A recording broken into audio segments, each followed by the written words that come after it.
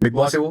100%। अरविंद जी के ऑफिस से उनका एक होता था विभव करके, अभी भी शायद है, कि भाई आपकी रिपोर्ट आ रही है आदर्श जी, आप बड़ी गाड़ियों में घूमते हैं। कौन सी गाड़ी में घूमते थे? किसी भी एमएलए से क्रॉस इंडिया बजट बड़ा लिमिटेड है और इकट्ठे सारे काम नहीं कर सकते। 5 साल में इतना काम था कि सारी जगह नहीं पूरा हो पाया। जो आप फंड रेजिंग कर रहे थे जस्ट ऑन योर ओन या आपके साथ कोई और भी था, जो हम आईफोन यूज करते हैं, तो उसको इंडिया में लाने में आपका बहुत बड़ा रोल था। तो मैं गुरुद्वारों में जब गया, सबसे बड़ी फोटो लगी हुई थी भिंदर वाले जो थे खालिस्तान के, जो जिन्होंने वो स्टार्ट किया था movement. Hello and welcome to the Mayank Vajpayee show.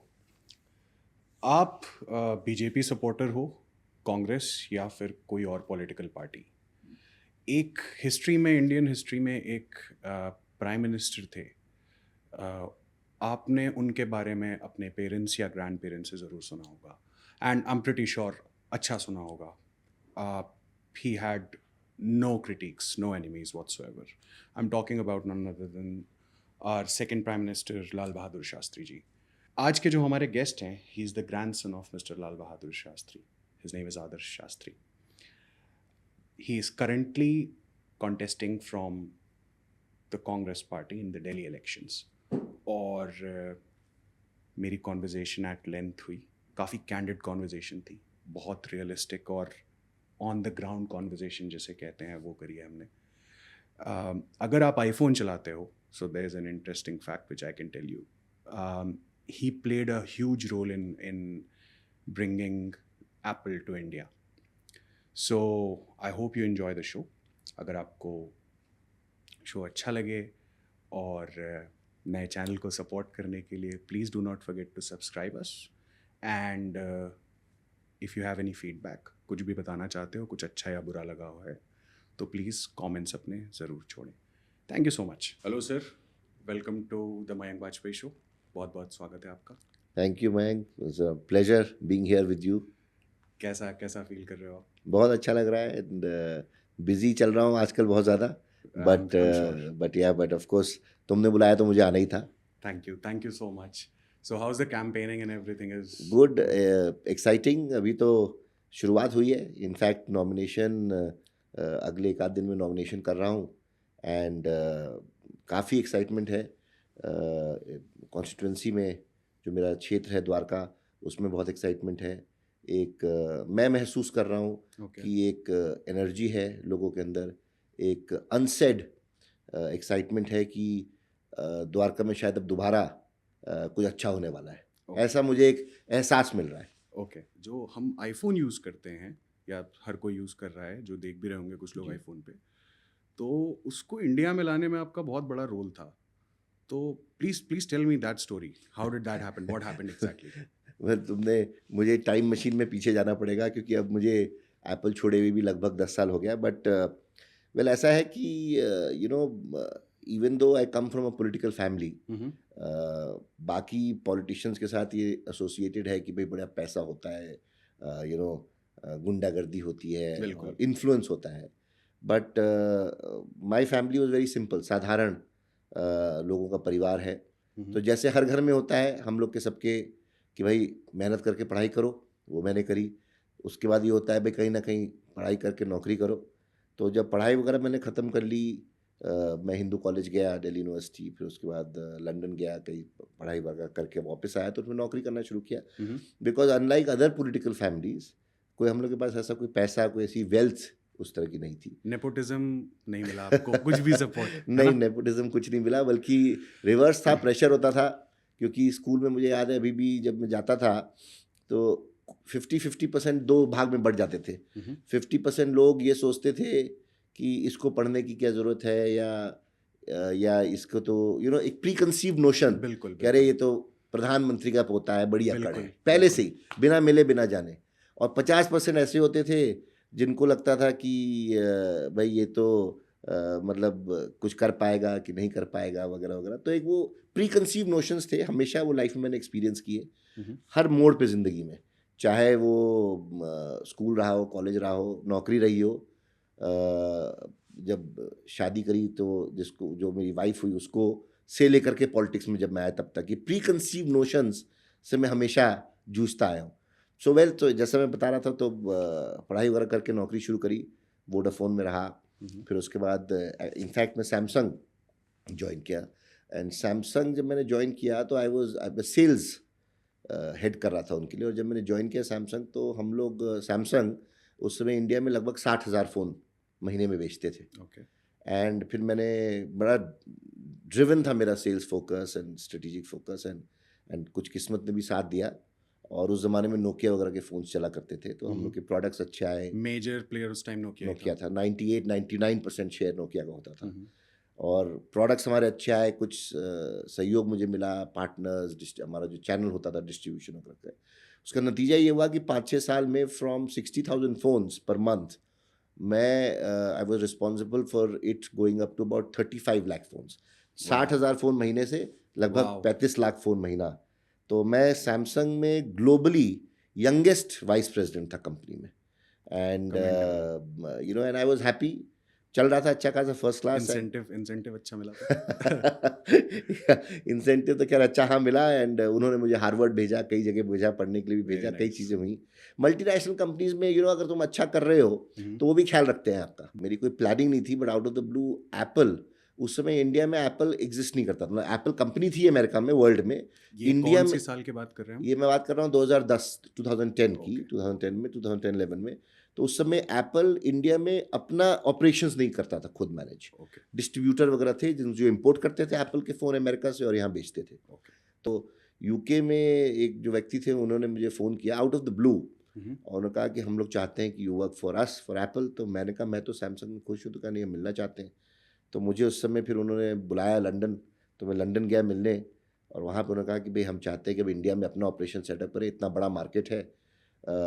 हमें पता चला है कि तुम सैमसंग का मार्केट शेयर जो कि 1% से भी कम था, तुम उसको लगभग 36% पे ले गए हो, and you are responsible for that, तो we would like to hire you. तो मैंने कहा नहीं, मैं खुश हूँ सैमसंग में, ये है वो है। बट फिर भी जैसा तुमने कहा, एक एप्पल का एक क्रेज़ तो हमेशा ही रहा है ना। बिल्कुल। तो मैंने कहा नहीं ये तो, इनफैक्ट मैं जब सैमसंग में था भी, मैंने कभी बोला नहीं किसी को, बट सैमसंग में था भी तब भी मैंने धीमे से एक आईपैड खरीद के रखा हुआ था एप्पल का। Very nice. तो फिर then I joined Apple. And Apple में फिर मैंने उनका बिजनेस यहाँ सेटअप किया, ऑपरेशंस बैंगलोर, बॉम्बे, दिल्ली, सब जगह सेटअप किया। And then we started importing, selling phones Apple के। एप्पल के फ़ोन जो थे बड़े महंगे थे, तो उसमें एक यूनिक चीज़ मैंने इंट्रोड्यूस करी जिसने मार्केट बदल दिया। क्या था? और वो ये था कि एप्पल का फ़ोन 60-50 हज़ार का होता था उस समय, तो लोग हमारे इंडिया में अफोर्ड नहीं कर सकते। बिल्कुल। तो Apple was the first company जिसके साथ हम लोग ने बैंक से टाइप किया। तो HDFC bank was the first bank, and then ICICI bank, और उसके बाद कई और बैंकों से टाइप किया। जिसमें अब बड़ा कॉमन है, अब आप लोगों ने देखा होगा कि वो फुल पेज ऐड आता है जिसमें आता है कि आप 5,000 रुपये बाकी EMI पे हो जाता है फ़ोन, प्रोडक्ट EMIs हो जाते हैं। तो मोबाइल इंडस्ट्री में ये फर्स्ट इनिशिएटिव था, कोई करता नहीं था। ओके। लोन्स होते थे, जो वॉशिंग मशीन खरीदनी, फ्रिज खरीदनी, उसके लिए लोन मिल जाता था, मोबाइल्स के लिए नहीं था। तो वो टाई अप किया, जिसकी वजह से मार्केट एक्सप्लोड कर गया। तो मतलब 60,000 का फ़ोन खरीदना एक एवरेज यंगस्टर के लिए मुश्किल है, मगर 5,000 की EMI 12 महीने तक देना आसान है। बिल्कुल। तो वो हम लोग ने एप्पल का मार्केट जो एक प्रीमियम था, उसकी डेफिनेशन चेंज कर दी। जो 5,000 रुपये का फ़ोन चाइनीज़ अफोर्ड कर सकता था, या सैमसंग का सस्ता फ़ोन अफोर्ड कर सकता था, अब वो 60,000 का एप्पल का फ़ोन ले सकता था। उससे मार्केट डायनामिक्स चेंज हो गई, और नतीजा ये रहा कि विद इन 1 ईयर हम लोग लगभग 8,000 करोड़ रुपए के फ़ोन 2011-12 में हम लोग ने एप्पल के इंडिया में बेचना शुरू किया। तो वो कहानी थी। तो that is what it was, and that's how coming back to your question कि एप्पल में क्या कर रहा था, तो that's how I joined Apple, and Apple में ही काम करता रहा। तो उस टाइम पे ये एप्पल की जो इंडियन सब्सिडायरी थी वो सेटअप हो गई थी, या हाउ वाज द फंक्शन? हाँ, सो मतलब रेडिंगटन और इनग्राम वगैरह के साथ हम लोग इंडिया में काम करते थे, but then Apple India was Apple India private limited was formed, and then I was looking after the business India, Sri Lanka, Bangladesh, Nepal, 4 countries, and Maldives, 5 countries का बिजनेस जो है यहीं से इंडिया से रन होता था। You leading the sales? Yes, sales, and so basically sales. So यहाँ पे sales के basically role of a CEO, because entire P&L की responsibility मेरे पास थी, and my boss used to sit in London. I see. तो मेरा जो boss था वो लंदन बैठता था, क्योंकि लंदन से पूरा यूरोप एंड अफ्रीका, ये साउथ एशिया, ये सारा वहाँ से मैनेज होता था। तो ये पूरा जो ये वाला रीजन है साउथ एशिया का, उसके लिए मैं यहाँ बैठता था बॉम्बे में, and I used to report to London. Very nice. तो ये था। So just because I know I have got friends as well जो कि एप्पल में काम करते हैं, अच्छा। तो शेयर्स एलोकेट करता है Apple whenever you join Apple हाँ, और गूगल, हाँ, तो आई एम प्रीटी श्योर आपको भी मिला होगा। हाँ, नहीं तो एप्पल की पॉलिसी है, हाँ जब कोई एप्पल ज्वाइन करता है तो वो शेयर देते हैं, बिल्कुल और फिर as and when you perform, हर परफॉर्मेंस रिव्यू में एडिशनल शेयर्स बिल्कुल। मिलते हैं, फिर और शेयर्स मिलते हैं, तो जैसे जैसे आप चलते जाओगे, डिलीवर करते जाओगे कंपनी के लिए, वैसे वैसे आपको और शेयर्स मिलते जाएंगे। तो अभी शेयर्स रिटेन करते हो आप?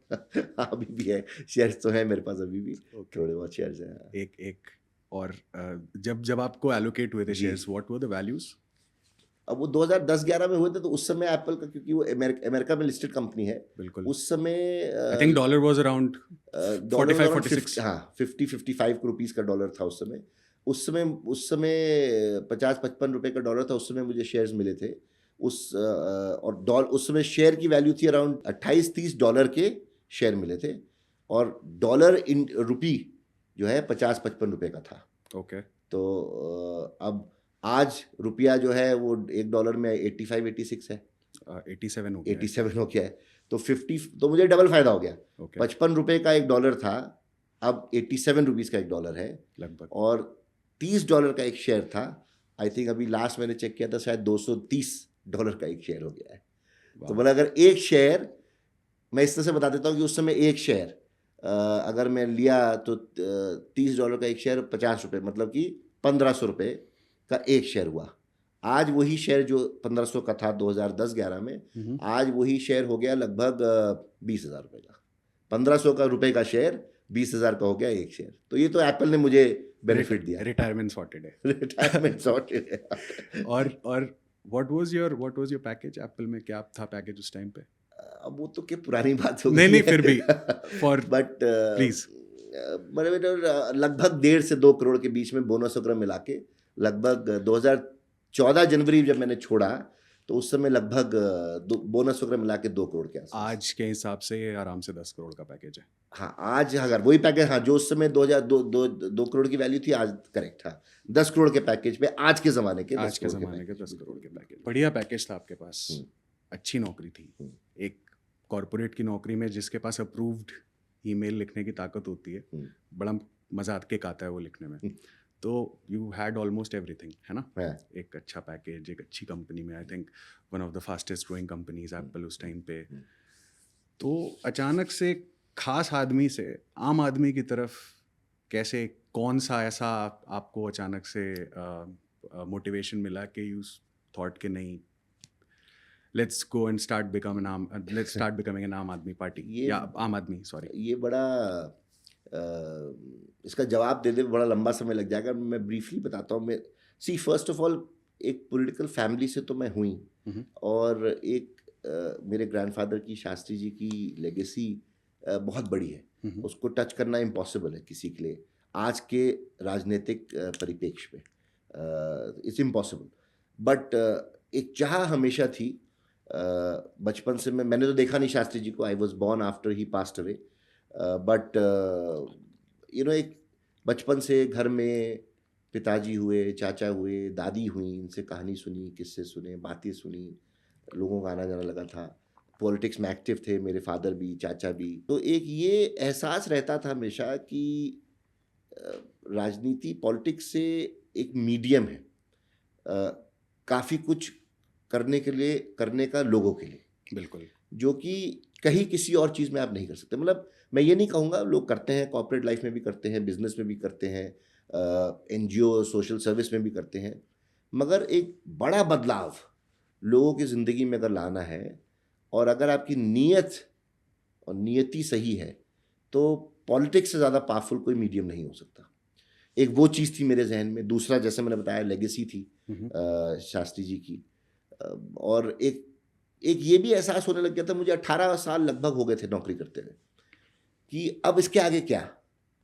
एप्पल में अपॉर्चुनिटी थी मुझे, वो कह रहे थे कि आप कंट्री हेड बन के चले जाओ, जर्मनी चले जाओ। उससे पहले सैमसंग मुझे बोल रहा था कि आप साउथ अफ्रीका चले जाओ या UAE। तो मेरे को कोई ऐसा इंटरेस्ट था नहीं इंडिया के बाहर जाने का। अब यहाँ जहाँ मैं पोजीशन पे था, अब उससे और उससे ऊपर 2-4 कंट्री का और इंचार्ज बन जाता। बिल्कुल। और अच्छा होता कल बोलते भाई आप लंदन आ जाओ, जहाँ मेरा बॉस बैठा था, कहते भाई उसकी जगह तुम आ जाओ, वो और कहीं चले जाते। तो मेरे को रास्ता वही दिखाई, वो लग रहा था कि अब इसमें कुछ रखा नहीं, अब हो गया, एक्साइटमेंट हो गया, मैंने been there done it all. Okay, तो ये सोच के मैंने कहा कि अब कुछ नया करना था। हाँ, कुछ नया करना था। और उसी समय, इसमें भी कोई डाउट नहीं है, उसी समय देश की राजनीति में बड़ी हलचल मची। आपको याद होगा कि उस समय देश में कांग्रेस पार्टी की सरकार थी, मनमोहन सिंह जी बिल्कुल। प्रधानमंत्री थे, यूपीए की सेकेंड टर्म चल रही थी। प्रेस में क्रिटिसिज्म होता था यूपीए 2 सरकार का कि ये लोग करप्ट हैं, डिसऑनेस्ट हैं। दिल्ली में शीला दीक्षित की सरकार थी, कॉमनवेल्थ गेम्स हुए थे, उनके लिए भी बड़े CAG उनके स्कैम हाँ वगैरह। CWG गेम्स थे, उसकी क्रिटिसिज्म हुआ, लोगों ने उंगली उठाई। और उसी समय उसी टाइम पे एक आंदोलन ने जन्म लिया, इंडिया अगेंस्ट करप्शन करके था, जिसमें अन्ना हजारे वगैरह, आपको याद होगा। बिल्कुल तो बिल्कुल। सब उस समय, एंड उस समय जब ये आंदोलन शुरू हुआ तो उसमें अरविंद केजरीवाल का नाम ऊपर आया। और अरविंद केजरीवाल ने मेरे को ही नहीं, पूरे देश को एक सपना दिखाया, एक कैप्टिवेटिंग सपना दिखाया वैकल्पिक राजनीति का, ऑल्टरनेटिव पॉलिटिक्स का, ईमानदारी का, और एक जज्बा कि भाई देश को बदलना है, दूसरी आज़ादी की लड़ाई है, इनकलाब है। और ये सब सोच के, कंसिडरिंग जो मेरी थॉट प्रोसेस ऑलरेडी चल रही थी, जो बैकग्राउंड ऑलरेडी चल रहा था, मुझे लगा कि यही सही है। मेरी खुद की परिवार जिस पार्टी में रहा, या शास्त्री जी जहाँ रहे, मुझे लगने लगा ये लोग गलत हैं, बेईमान हैं, और ये व्यक्ति जो बात करता है सही करता है। ये सोच के मैंने बिना ज़्यादा घर में चर्चा किए, मैंने एप्पल से बॉम्बे में मैंने रेजिग्नेशन भेजा अपने बॉस को लंदन में, और मैंने कहा मैं अब छोड़ रहा हूँ। घर पे नहीं बताया था आपने? न घर पे शादी हो गई थी तब आपकी? नहीं, शादी हुए तो मुझे 13-14 साल हो गए थे। बच्चे मेरे उस समय 7-8 साल के थे, तो ट्विन बॉयज़ हैं घर मेरे। पे क्या रिएक्शन था? तो वो तो शॉक थे सबसे पहले तो। खैर मेरी वाइफ मोनिका वही शॉक थी कि तुम मतलब ये क्या कर रहे हो? क्या कर रहे हो, और मतलब कोई बिल्कुल। डिस्कशन नहीं, कोई बातचीत नहीं। मैंने कहा बस ये जोश एक है, जज्बा। और फिर मेरे फादर कांग्रेस पार्टी में सीनियर पोजीशन पे थे, उन्होंने कहा भाई तुम्हें करना था तो कांग्रेस में आते। बिल्कुल। मुझे याद है वो बैंगलोर में थे, मैं दिल्ली में था। उनका फ़ोन आया मुझे कि प्रेस वालों का फ़ोन आ रहा है। तो मैंने कहा वो ऐसा ऐसा है, तो मैंने कहा नहीं सही है, तो कहे बस चर्चा कर लेते, बात कर लेते। तो मैंने उनको बोला कि मैं आपको बता दूं कि इस समय अगर शास्त्री जी जीवित होते, मतलब कि मेरे ग्रैंडफादर जीवित होते, उनके फादर जीवित होते, तो ये इतने बेईमान है कांग्रेस वाले कि शास्त्री जी ने खुद छोड़ दी होती कांग्रेस पार्टी। ये तक मैंने उनको बोल दिया। आज बड़ा अफसोस करता हूँ कि मैंने उनको ऐसा बोल दिया। उनको तकलीफ भी हुई होगी बड़ी, मगर फिर मैंने छोड़ के इनको ज्वाइन कर लिया, अरविंद केजरीवाल को, ये सोच के लाख। और मैं अकेला नहीं था। तो जो अभी लाखों- आपका प्रेजेंट जो जो स्टेट है, जी तो आपके स्टेट में भी ये बात सही थी कि parents are always right for the kids, है ना? नहीं नहीं, बिल्कुल बिल्कुल। जो ये कहते हैं, अनुभव ये चीज़ सिखा देता है कि शायद माँ बाप का जो अनुभव होता है, जो एक्सपीरियंस होता है, उसको सुनना चाहिए। तो खैर मैंने नहीं सुना। उस समय जोश था, और उस समय मेरी तरह और भी लाखों लाखों ऐसे लोग थे, बल्कि मैं कहूँगा स्टूडेंट्स हैं ऐसे मेरे साथ जुड़े, जिन्होंने पढ़ाई छोड़ दी, नौकरी थी नौकरी छोड़ दी, कोई अपना छोटा मोटा बिजनेस चला रहा है वो छोड़ दिया, लग गए जज्बे से, उसी जुनून से। बिल्कुल। और आज अफसोस होता है मुझे कि वो सब लोग 10 साल पीछे रह गए, क्योंकि 10 साल सबने, 5 साल 10 साल लोगों ने आंदोलन को, इसको सोच को दिया, और जब ये सोच ही बेईमान निकली तो सबका एक तरह से समय खराब हुआ ना। ज़िंदगी का बहुत अहम समय होता है, खासतौर से जो यंगर थे, मेरे से भी और छोटे थे, उनके ज़िंदगी के 5-10 साल, 20 to 30, 15 to 25, इस एज ग्रुप के लोग, 30 to 40, इस एज ग्रुप के लोगों ने अपना 5-10 साल एक ऐसे सोच के पीछे, मैं कहता हूँ, जाहिर किया, बर्बाद किया, जो कि पूरी तरह से बेईमान और फर्जी निकली। ओके, आपने नौकरी छोड़ दी थी, हाँ। और आप आम आदमी पार्टी में आ गए थे। तो पहला इलेक्शन आप लड़े इलाहाबाद से। हाँ, क्या हुआ था? एक्चुअली ये था कि जब मैंने ज्वाइन किया आम आदमी पार्टी, तो मुझे उस समय स्क्रीनिंग कमेटी बनाई। लोकसभा इलेक्शन होने वाले थे, क्योंकि मैंने जनवरी 2014 में ज्वाइन किया, और अगर आपको याद हो तो मई 2014 में, 2014 में इलेक्शंस थे। तो मुझे रिस्पॉन्सिबिलिटी दी कि स्क्रीनिंग करो लोकसभा में। बहुत उस समय लोग, जैसे मैंने कहा, जोड़ रहे थे कौन लड़ सकता है कौन नहीं। तो मैं स्क्रीनिंग कमेटी और मैनिफेस्टो आम आदमी पार्टी का मैनिफेस्टो बनाने की एक कमेटी बनाई गई थी, में 4-5 लोग थे, उसमें से मैं एक था।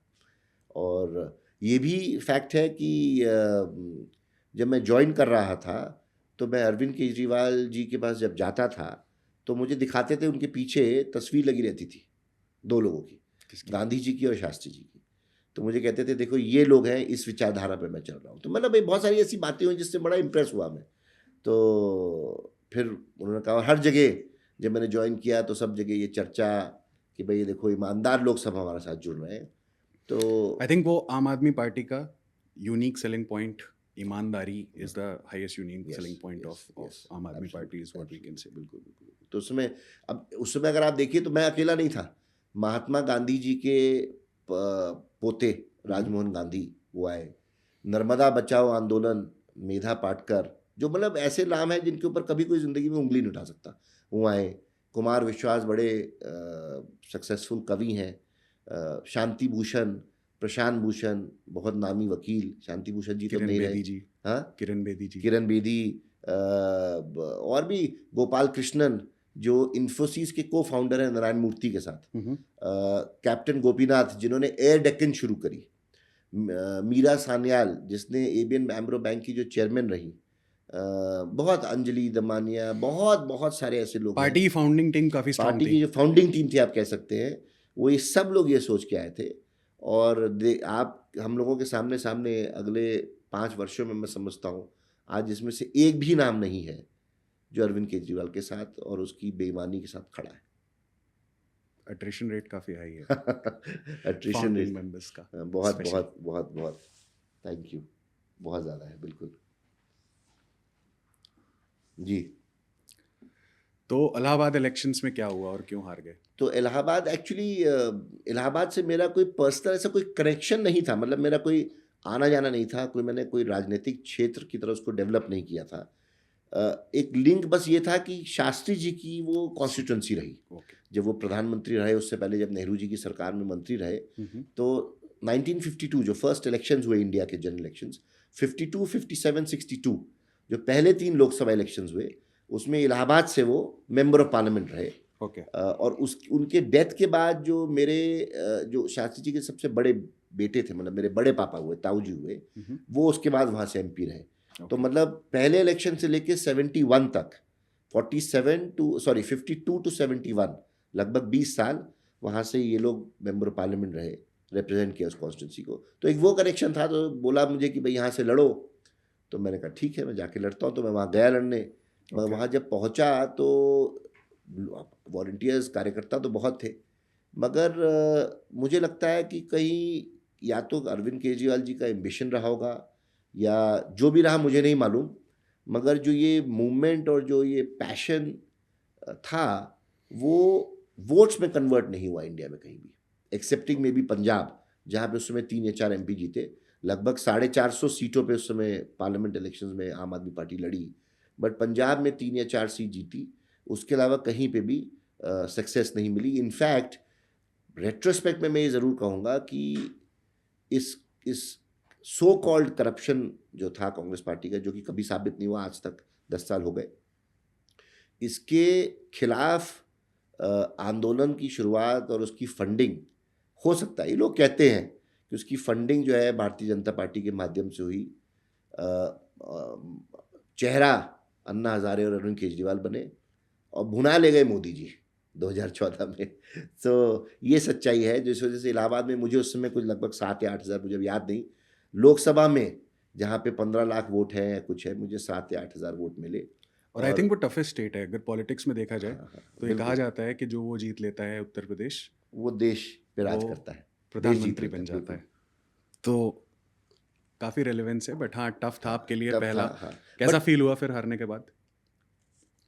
क्या फीलिंग होती है उस दिन, क्या फीलिंग होती है जब रिजल्ट आता है? मतलब एक्चुअली नया नया उस समय वो था, तो मुझे जोश था बहुत। और इलेक्शन मैंने लाइफ में जब जो भी चीज़ किया, कभी आज तक हारने के लिए किया नहीं। जब मैंने काम किया, जीतने के लिए काम किया, जो भी किया मैंने पूरे पैशन से किया। और चाहे वो नौकरी करी हो, चाहे मैंने सोशल अपना एंटरप्रेन्योरशिप में जो जो काम किया हो, या इलेक्शन लड़ा हो। तो इलाहाबाद में जो साथी मेरे से जुड़े थे, उनसे अगर आप कभी पूछें तो कोई कह नहीं सकता कि भाई मैं चुनाव लड़ा इस उससे कि भाई मुझे पता है 7,000 वोट मिलने वाले हैं, मैं चुनाव पूरे जोश के साथ पूरे उसके साथ लड़ा, वोट नहीं मिले, लोगों का सपोर्ट सहयोग नहीं मिला, ठीक है, तो मुझे ये लर्निंग एक्सपीरियंस था, मैं इसको इस तरह से मानता हूँ।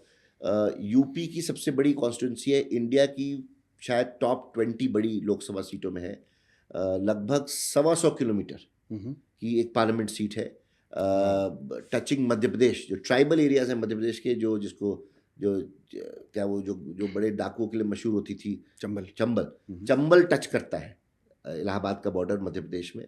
और एक तरफ गंगा जी यमुना जी, तो संगम सारा समाया हुआ है उसी में। तो कई बार तो मैं निकलता था तो रात में वापस नहीं आता था इलाहाबाद, जहाँ गांव में कहीं होता था वहीं सो जाता था, क्योंकि 125 किलोमीटर वापस आने का कोई मतलब नहीं बनता था। बिल्कुल। तो एक्सपीरियंस बहुत अच्छा रहा मुझे। लोग वोट नहीं दिए होंगे अलग बात है, मगर प्यार सम्मान उसमें कोई कमी नहीं रही, लोगों ने बहुत रिगार्ड किया। और मैं उससे सीख के निकला वहाँ से कि कैसे चुनाव लड़ना चाहिए, कैसे हम लोग की, क्योंकि इंग्लिश स्कूल बैकग्राउंड रहा, नौकरी में सब आप 90% आपकी बातचीत सब अंग्रेज़ी में होती है। बिल्कुल। तो मुझे याद है कि मैं हिंदी में, क्योंकि ट्रेनिंग नहीं है, आदत नहीं है, बोलचाल की भाषा इंग्लिश है हम लोग के लिए मोस्टली रही, तो मैं हिंदी में बोल नहीं पाता था। मतलब ऐसे घर में बात करना अलग है, बट खड़े होकर भाषण देना, या जैसे अभी आपसे मैं बात कर पा रहा हूँ, वो नहीं कर पाता था। तो उस समय मेरी पत्नी ने मुझे कहा कि तुम हिंदी का न्यूज़पेपर पढ़ना शुरू करो, और इंग्लिश का न्यूज़पेपर छोड़कर मैंने फिर दैनिक जागरण और जनसत्ता 2 अखबार पढ़ना शुरू किए पहले, कि थोड़ी हिंदी, क्योंकि क्या है, हम लोग ट्रेनिंग इस तरह से कि सोचते इंग्लिश में है। बिल्कुल। अब मैं खड़ा होकर अगर भाषण दे रहा हूँ, सोच इंग्लिश में रहा हूँ, फिर उसको मन में हिंदी में उसको ट्रांसलेट कर रहा हूँ, अनुवाद कर रहा हूँ, और फिर बोल रहा हूँ, तो अटक जाता था, बोल नहीं पाता था। ऐसा होता है, क्योंकि जो हिंदी हम घर पे बोल रहे होते हाँ। हैं, वो आई थिंक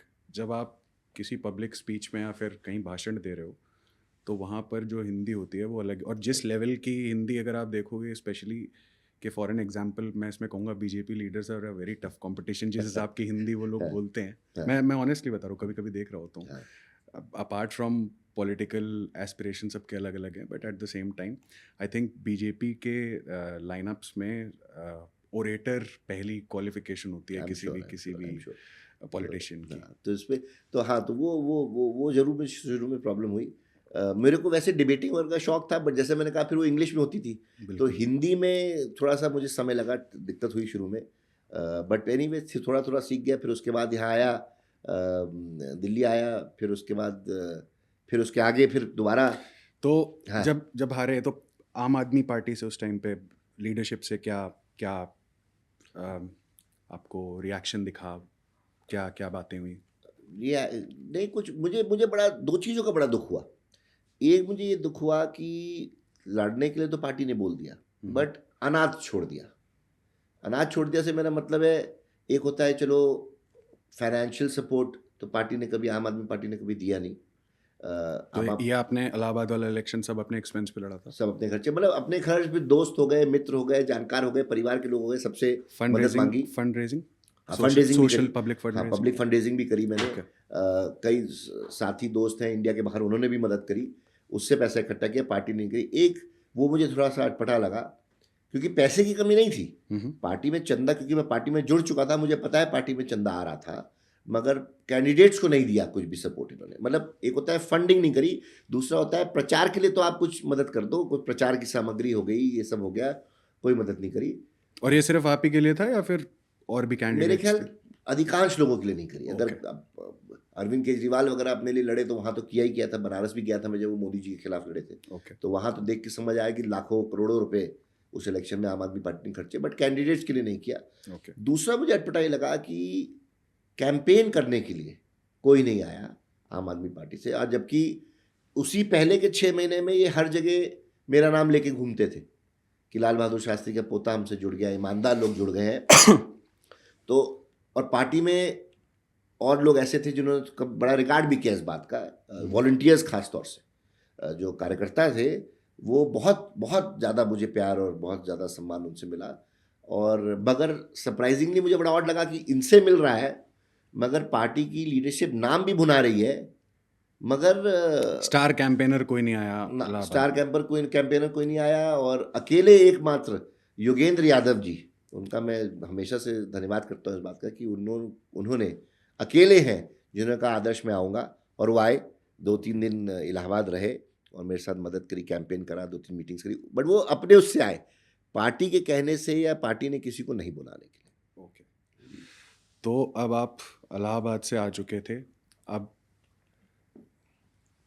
दिल्ली में जी। एमएलए बनने की क्या स्टोरी थी? मैं जब इलाहाबाद से वापस आया तो फिर अरविंद केजरीवाल से इनसे मिला, और 2-3 लोग और थे उनसे मिला, तो मैंने कहा कि अब तो मैं आ गया था, तो अब काम तो करना ही है। अब जैसे बाकी जगहों पे मैंने करियर बनाया, यहाँ भी करियर बनाना था और लोगों के लिए काम करना था। तो मैंने बोला कि बताइए अब क्या ज़िम्मेदारी आप देना चाहेंगे मुझे।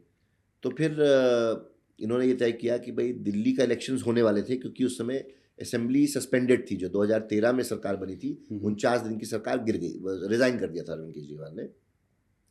तो उसके बाद इन्होंने बोला कि भाई चुनाव तो होगा ही होगा, जल्द होगा।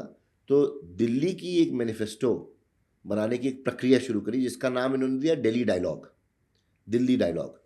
उसमें मैं और मीरा सान्याल, जैसे मैंने बताया, जो एबीएन एमरो बैंक की चेयरमैन थी वो, और आशीष खेतान, वो भी एक बुद्धिजीवी हैं, 3 लोगों को इसका कमेटी का मेंबर बनाया गया, और ये बोला गया कि हम लोग तय करेंगे कि दिल्ली के विधानसभा चुनाव के लिए क्या मैनिफेस्टो तैयार करेंगे।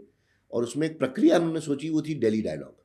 उसमें ये था कि अलग अलग वर्ग के लिए, समाज के, चाहे वो यूथ हो, महिलाएं हों, मजदूर हों, बिजनेस कम्युनिटी हो, सबके लिए हम लोग एक मैनिफेस्टो तैयार करेंगे, इंडिविजुअल डायलॉग करके, बात करके। किसान हुए तो हम लोग ने अलग अलग मीटिंग्स रखी बड़े स्तर पे, जहाँ पे महिलाओं को बुलाया गया, जहाँ पे यूथ को बुलाया गया, इस तरह बुला के कि भाई क्या आपकी ज़रूरतें हैं, उस हिसाब से हम लोग ने अपना दिल्ली का मैनिफेस्टो डिज़ाइन किया। सो R&D करके, जी। ब्रेनस्टॉर्मिंग करके हाँ, आपको उसमें मैनिफेस्टो हाँ, प्रिपेयर उसमें मेरा थोड़ा बैकग्राउंड था टेक्नोलॉजी में, और मेरा इंटरेस्ट भी था यूथ में बहुत सारा। तो मैंने 2 ऐसे उसमें अपने इम्पोर्टेंट पॉइंट्स रखे जो ऐड हुए मैनिफेस्टो में फाइनली। एक था कि दिल्ली को वाईफाई किया जाए पूरा। Delhi should be a wifi enabled city, जहाँ everybody should have access to free wifi on their phone, because data otherwise is expensive. तो एक वो था, और दूसरा था कि सिक्योरिटी के लिए दिल्ली में, क्योंकि उस समय इफ़ यू रिमेंबर वो निर्भया वगैरह हुआ था, बिल्कुल। तो हम लोग कहा कि भाई सीसीटीवी कैमरा दिल्ली में होना चाहिए। तो ये दोनों मेरे प्रपोजल थे जो इसमें दिल्ली डायलॉग के माध्यम से मैनिफेस्टो में ऐड किए गए, एंड वो अपना पूरी प्रोसेस चली। एंड पैरेलली फिर मुझे बोला कि जो दिल्ली के इलेक्शंस के लिए एमएलएस की स्क्रीनिंग होगी कैंडिडेट्स की, उसका आप मेंबर बन जाइए। तो उसके लिए भी फिर मैं मेंबर हुआ, जिसमें हम लोग स्क्रीन कर रहे थे। But while that process was on, मुझे अरविंद केजरीवाल जी ने बुला के बोला कि हम चाहते हैं कि, फिर वही बात बोली कि भाई आप शास्त्री जी का नाम है, ये है, हम बेस्ट कैंडिडेट्स दिल्ली में देना चाहते हैं, तो मेरा ये मानना है कि तुम्हें चुनाव लड़ना चाहिए। तो मैंने बोला ठीक है, आप जैसे बोलेंगे, कि वो तो मेरे बॉस थे, तो मैंने बोला जैसे आप बोलेंगे मैं तैयार हूँ। तो मुझे जो और लोग थे कमेटी के, उसमें उन्होंने बोला कि 2 या 3 विधानसभा का ऑप्शन दिया मुझे, आर.के. पुरम, कालका जी और द्वारका, 3 ऑप्शंस दिए, और बोला आप तय कर लीजिए। तो मैंने फिर तो आपके पास तीनों ओपन ऑप्शंस थे, कोई भी आप चूज कर सकते थे हाँ, सीट? 3 ऑप्शन दिए मुझे कि मैं अपना चूज़ करके बताऊँ कि मेरे को क्या लगता है। तो आर.के. पुरम और कालका जी तो मैं फ़ेमिलियर था, द्वारका भी मैं फ़ेमिलियर था, क्योंकि हम लोग का शास्त्री जी के नाम से एमबीए इंस्टीट्यूशन है वहाँ पे, जो कि लगभग 30 साल से है, सेक्टर 11 में द्वारका के, तो वो चल रहा था। तो मैं द्वारका से भी फ़ेमिलियर था। तो मैंने बोला कि मैं एक बार थोड़ा-सा स्टडी करता हूँ। तो फिर स्टडी करने के लिए मैं और मेरे कुछ साथी, मैंने बोला भाई थोड़ा-सा एक राउंड लगाओ, देखो। तो उन्होंने भी बोला आर.के. पुरम अच्छा है, उन्होंने भी बोला कालका जी अच्छा है, बट उन्होंने कहा कि द्वारका में रिस्पॉन्स ज़बरदस्त है। तो मैंने कहा अच्छा, तो चलो एक बार देख के आते हैं। तो जब मैं गया तो मेरे को तो एक शॉक लग गया। शॉक इसलिए लग गया क्योंकि मेरे ज़हन में, मेरे दिमाग में जो द्वारका थी, जो कि पॉश एरिया है, सेक्टर्स हैं, हम लोग सबके अंडरस्टैंडिंग में द्वारका वही है। मेरी अंडरस्टैंडिंग में भी सारे बिल्डिंग कॉम्प्लेक्सेस हैं, हाँ, और सब कुछ सोसाइटीज़ हैं, सब सोसाइटीज़ हैं। पॉश एरिया है। बट जब मैं द्वारका पहुँचा, जो कॉन्स्टिट्यूएंसी द्वारका है, ये एक मिसनॉमर है। ओके। वो जो पॉश एरियाज़ हैं वो दूसरा कॉन्स्टिट्यूएंसी है, मटियाला है, 1-2 और एरियाज़ हैं।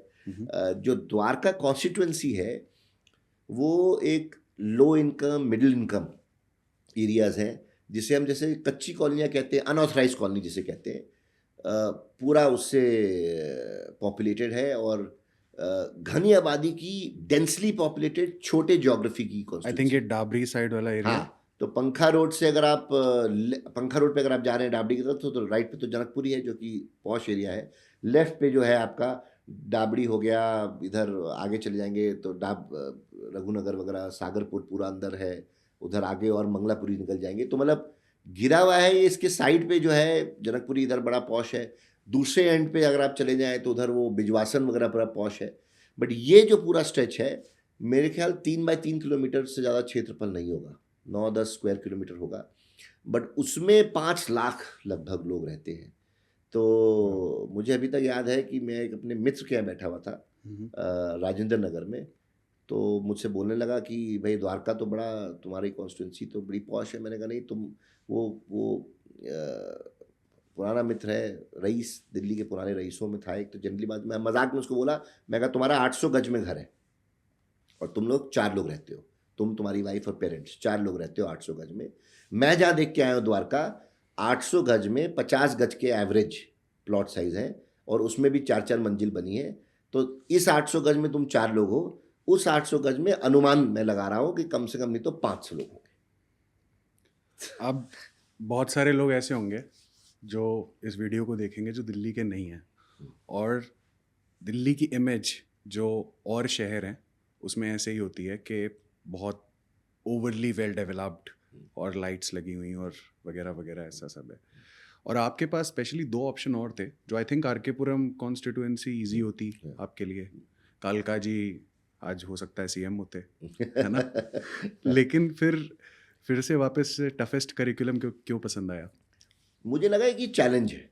एक तो मुझे ये, जैसे कि आपने बताया आरकेपुरम काफ़ी लुटियंस दिल्ली और ये सारा एरिया उसमें आता है। कालका जी भी साउथ दिल्ली है। मैं खुद ग्रेटर कैलाश में GK2 में अलकनंदा में रहता हूँ, तो फेमिलियर था। बट जब मैं द्वारका पहुँचा तो मेरे को विश्वास नहीं हुआ कि मतलब जैसे आप कह रहे हैं 2 दिल्ली हैं। एक अमीरों की दिल्ली है, साउथ दिल्ली वाली दिल्ली है, और ये रईस सिविल लाइंस वाली दिल्ली है, रजौरी गार्डन वाली दिल्ली है जहाँ बड़ी बड़ी आलीशान कोठियाँ हैं, बड़ी बड़ी गाड़ियाँ हैं। और दूसरी ये दिल्ली है जो सच्चाई है। दिल्ली जो है ये देश की भी सच्चाई, दिल्ली की तो सच्चाई है ही, देश की सच्चाई है, जहाँ लोग रोज़मर्रा की ज़िंदगी अपने काटने के लिए चुनौती से गुजर रहे हैं। टफ लाइफ है, 10, 15, 20, 25, 30, 40 हज़ार रुपये की इनकम में परिवार चला रहे हैं। सुबह से लेकर रात तक कोई अपनी ड्यूटी कर रहा है, कोई नौकरी कर रहा है। और छोटे तबके में आप चले जाइए तो शायद वहाँ से लेबर निकल के आता होगा जो इन बड़ी रईसों की कॉलोनीज़ में काम करता होगा, ये होगा वो होगा। और बेसिक जो नेसेसिटीज़ होती हैं लाइफ की, बुनियादी समस्याओं से जूझ रहे हैं। मतलब अब लाइफ में आपको अगर ये हो कि आपके पास पानी नहीं है पीने के लिए, आपके पास सीवर नहीं है, सीवेज सिस्टम नहीं है, सड़क नहीं है चलने के लिए, स्कूल नहीं है बच्चों को पढ़ाने के लिए, बाहर निकले तो कूड़ा है, बुजुर्ग हैं, बच्चे हैं, टूटी सड़कों पे गिर रहे हैं, चोट लग रही है, गुंडागर्दी है, क्राइम है, तो फिर आप किस तरह की दिल्ली में रह रहे हैं? पर आप गांव से तो बेचारे कभी ना कभी निकल के आ गए कह के कि भाई हम देश की राजधानी में रहने जा रहे हैं, बट इससे ज़्यादा सुखी तो फिर गांव में रहे होंगे। तो जो आप ये गांव कह रहे हो जी आपका जो ये एरिया है जी, इसमें मेजॉरिटी पॉपुलेशन दूसरे स्टेट से आए हुए इमिग्रेंट्स हैं? हाँ, मान लो मेजॉरिटी क्या, मैं तो कहूँगा बेसिकली सारे ही। देखिए दिल्ली में जितनी इमिग्रेंट, जितनी ये अनऑथराइज कॉलोनीज हैं, ये कैसे बनी? देश का कैपिटल है दिल्ली। लोग जैसे कि होता है, चाहे वो दिल्ली हो, ऐसे एग्जांपल दिल्ली भी हैं, बॉम्बे भी हैं, बेंगलोर भी, सब बड़े शहर। लोग एक अच्छी नौकरी के लिए, अपनी ज़िंदगी के लिए अपने गांव से, घर से आते हैं, क्योंकि हो सकता है अपने घर में गांव में 5,000 10,000 मिल रहा हो, यहाँ पे उसको 20,000 मिलेगा, 25,000 मिलेगा, उसकी खोज में आ जाते हैं। वो तो हमारे सक्सेसिव प्लानिंग का फेलियर है कि हम लोगों को रोक नहीं पाए अपने अपने घरों में, उनको बेहतर ज़िंदगी वहाँ नहीं दे पाए। तो लोगों को क्या ऑप्शन है? लोग अपनी ज़िंदगी बेहतर बनाने के लिए क्या बड़े शहरों में आएंगे, उत्तर दिल्ली में आए। तो कायदे से क्या होना चाहिए? प्लानिंग ये होनी चाहिए कि पहले नक्शा बने, सड़क आए, सीवर आए, पानी आए, बिजली आए, और फिर लोग आए। मगर दिल्ली में लोग पहले आ गए। अब उन लोगों को आप बेसिक बुनियादी समस्याओं से जूझ रहे हैं, आप उसको सोल्यूशन नहीं दे रहे हैं, तो वो कंडीशन में मैं कहता हूँ 70% ऑफ द पॉपुलेशन एरिया में हो सकता है दिल्ली का 10% हो या 15% हो सकता है अनऑथराइज्ड, मगर 70% दिल्ली की आबादी उन 15% की ज्योग्राफी में रहती है, जिसमें से द्वारका एक था। तो मुझे लगा कि एक चैलेंज है कि ऐसी जगहों पे, क्योंकि मैंने जैसे बताया जब मैंने सैमसंग में था 60,000 फ़ोन से 36 लाख बेचे, एप्पल को ज़ीरो से 8,000 करोड़ पे ले गया, तो मैंने कहा यहाँ पे मौका मिलेगा काम करने का, और सही माने में मैं कम से कम ये कह सकता हूँ कि मैंने लोगों की ज़िंदगी में बड़ा बदलाव लाया। ये सोच के मैंने फिर बोला पार्टी को कि मैं द्वारका से चुनाव लड़ूंगा। Very nice. तो अब आप कैंडिडेट बन गए थे द्वारका से, फिर से सेकंड टाइम इलेक्शन जी। लड़ने जा रहे थे जी। और इलेक्शन लड़े, जीते भी। इस बार कैसा फील हो रहा था और क्या हुआ था उस इलेक्शन में एग्जैक्टली बताइए थोड़ा सा। जब मैं द्वारका आया तो क्योंकि मेरे लिए नया था, मैं फिर कहूँगा कि जो हमारे वॉलंटियर्स थे, कार्यकर्ता जो थे, उनसे बहुत प्यार मिला, सम्मान मिला। थोड़े तो शुरू में सब नाराज़ हो जाते हैं, 2-4 नाराज़ हो गए कि अरे आदर्श शास्त्री तो ग्रेटर क्लास से आ गए चुनाव लड़ने, ये है वो है। बट मुझे लगता है मिल के बात करके अधिकांश साथियों को लगा कि नहीं ये तो ठीक है, कुछ करना चाहते हैं, कुछ करेंगे। तो धीरे धीरे जो है सब जुड़ गए, और मुझे लगता है कहीं ना कहीं सबके मन में एक सम्मान शास्त्री जी के लिए सभी का है, तो एक जो एक्सेप्टेंस होती है वो ऑटोमेटिकली नॉर्मल से मुझे लगता है ज़्यादा हो जाती है, क्योंकि लोगों के मन में रिगार्ड इतना है, तो उसका भी एक फ़ायदा मुझे मिला, और लोगों ने, साथियों ने बड़ा प्यार और बड़ा सम्मान दिया। और उसके बाद फिर चुनाव हुआ, चुनाव भी लड़ा। चुनाव में मेरे जो 2 छोटे बच्चे थे, ये एक्चुअली अनकनेक्टेड है, बट मैं बता रहा हूँ क्योंकि मुझे याद आ गया बात करते करते। बिल्कुल। और मेरी वाइफ बड़ी हंसती इस बात को कि एक्चुअली गाड़ी में मैं जा रहा था, जब चुनाव लड़ रहे थे तो मैं गाड़ी में जा रहा था, तो किसी से बात कर रहा था फ़ोन पे पैसे इकट्ठा करने के लिए, क्योंकि अगेन आम आदमी पार्टी तो कोई पैसा देती नहीं, और 6 महीने में दोबारा लड़ रहा था, पैसा भी चाहिए था। तो कोई दोस्त था मेरा, तो उससे मैं बात कर रहा था, तो उसने, बच्चे मेरे उस समय 8-9 साल के थे, छोटे थे, तो सुन रहे होंगे, तो मैं बोल रहा था उसको, तो वो मुझे फ़ोन पे बोल रहा था कि भाई मिलते हैं, ताज होटल है, ताज मानसिंह होटल है, वहाँ मिलते हैं। तो मैं उसको, वो तो नहीं सुनाई दिया होगा बच्चों को, बट मैंने बोला कि यार ताज मानसिंह देखो मैं तो अफोर्ड नहीं कर सकता, और बंगाली मार्केट में मिल लेते हैं।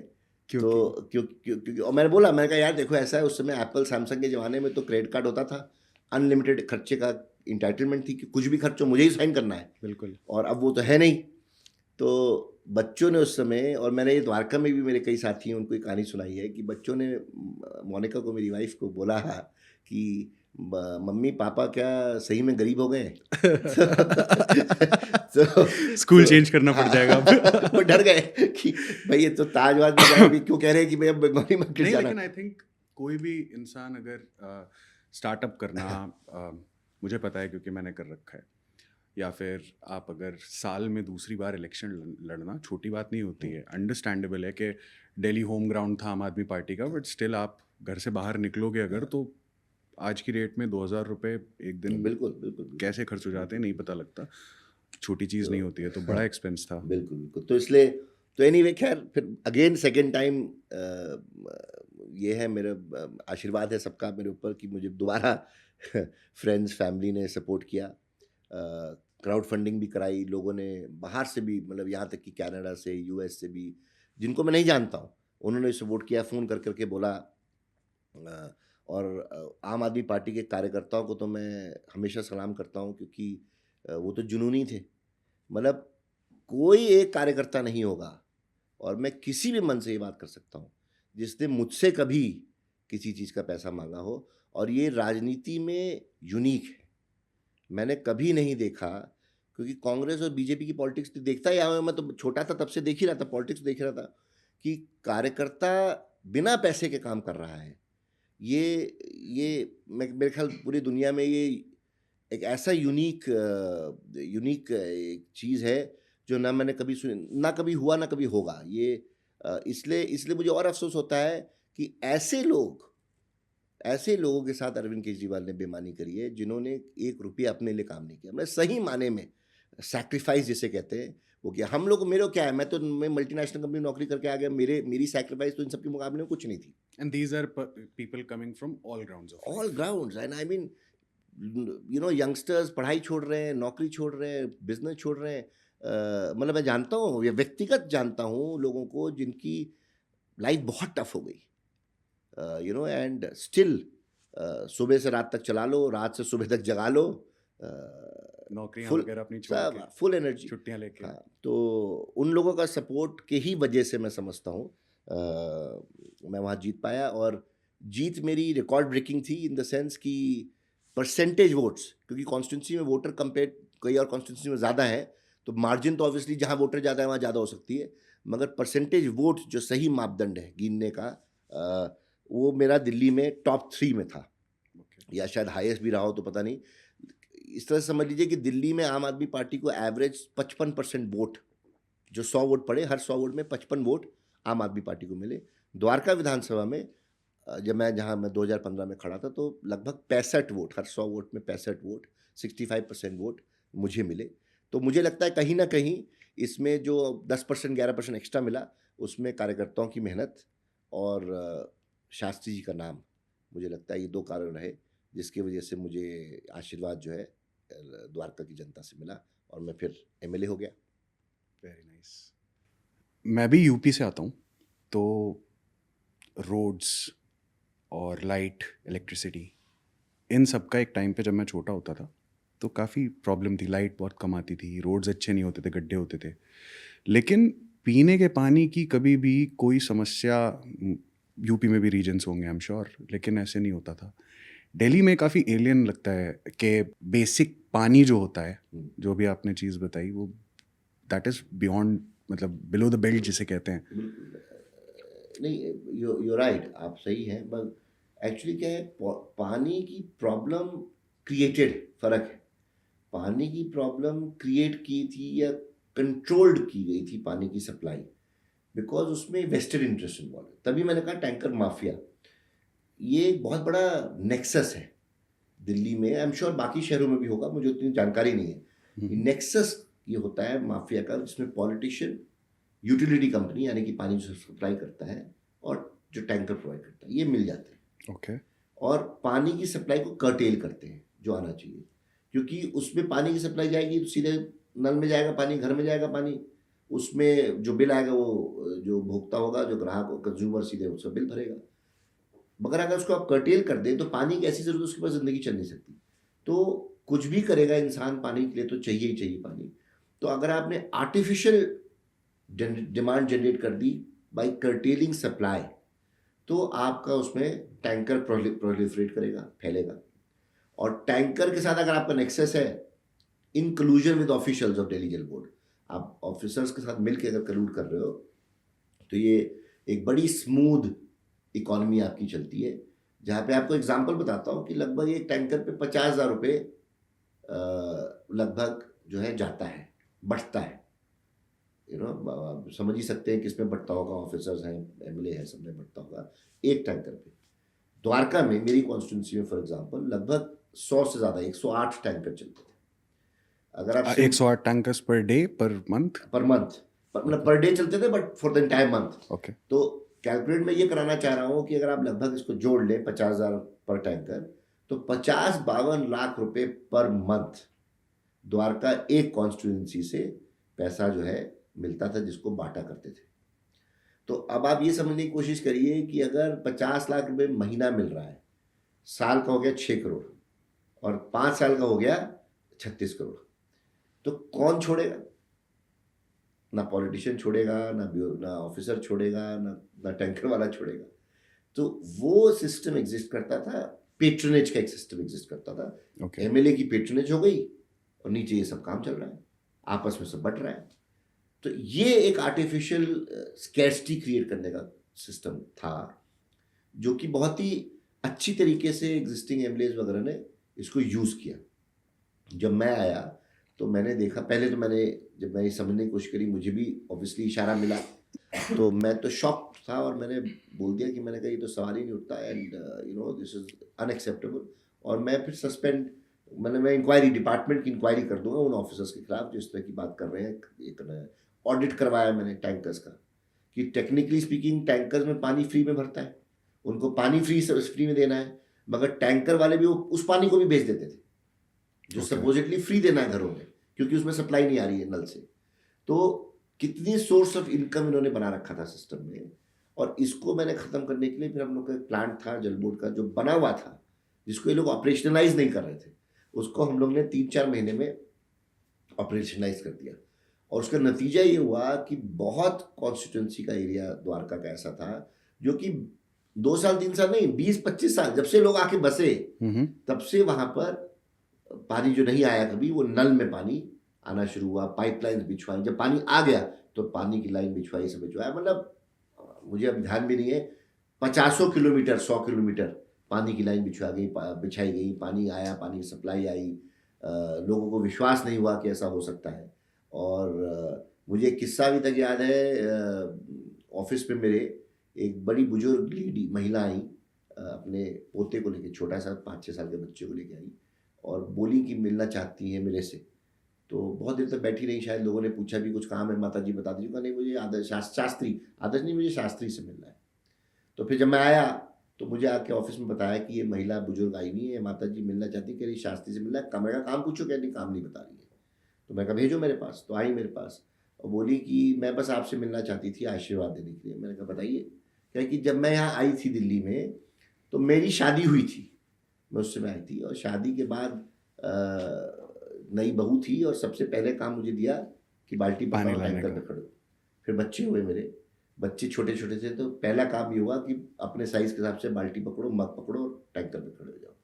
अब ये मेरा पोता है, और अब ये भी जब पैदा हुआ उसके बाद इसकी मम्मी ने बोला भाई साइज के हिसाब से मग पकड़ो, बाल्टी पकड़ो, खड़े हो जाओ टैंकर पे। और जब 1-1.5 महीने पहले से नल में पानी आने लगा तो ये स्टूल लगा के वहाँ बैठ गया कि इसने कभी अपनी ज़िंदगी में नल से पानी आते नहीं देखा। वाह। तो मैंने कहा कि एक ऐसी दुआ, एक ऐसी बात से मेरा जो सोच थी, मेरा जो डिसीजन था कि मैं क्यों पॉलिटिक्स में आना चाहता हूँ, वो सफल हो गया। ये सोच के मैं बड़ा खुश हूँ। और एनीवे, तो खैर, तो जैसे मैं बता रहा था, टैंकर पानी की ये प्रॉब्लम थी, सबसे पहले उसको सॉल्व किया। उसके बाद फिर बुनियादी जो बातें और आ गई, सड़क की, सीवर की, क्योंकि मेरा ऐसा मानना है कि लोग ऑलरेडी टफ लाइफ लीड कर रहे हैं, ख़ासतौर से ऐसे एरिया में काम कर रहे हैं, अपने घर को पालने पोसने में मेहनत कर रहे हैं। लेडीज़ जो है, महिलाएं हैं, वो बच्चों को किचन में है, जो भी अपना काम करती हो, लाइफ एनीवे स्ट्रगल है हर किसी के लिए, सुबह से रात तक। अब उस स्ट्रगल के ऊपर उनको ये भी सोचना पड़े कि पानी के लिए लड़ो, सड़क के लिए लड़ो, सीवर के लिए लड़ो। तो ये तो काम कुछ ऐसे हैं जो बुनियादी काम जो उनको मुझे दे देने चाहिए, अपनी प्रॉब्लम मुझे दे दे, और अपनी जो जेन्युइन प्रॉब्लम परिवार को बड़ा करने की, वो सब चुनौती से वो करे, आगे बढ़े, ये काम मेरा होना चाहिए। ये सोच के मैंने इन बुनियादी समस्याओं पे काम करना शुरू किया। बट सड़क और सीवर ऐसी चीज़ है कि वो तो पानी की तरह 3-4-6 महीने में नहीं हो सकती, उसमें समय लगा। एमएलए फंड लगभग 10 करोड़ मिलता है एक एमएलए को 1 साल में, तो 5 साल के टर्म में 50 करोड़ मिलता है। तो मैंने जब पता करवाया, बात करी जल बोर्ड से, अलग अलग अधिकारियों से, तो जिस लेवल का काम करना था उसके लिए लगभग 300-350 करोड़ रुपए की ज़रूरत थी। एमएलए फंड बस 50 करोड़।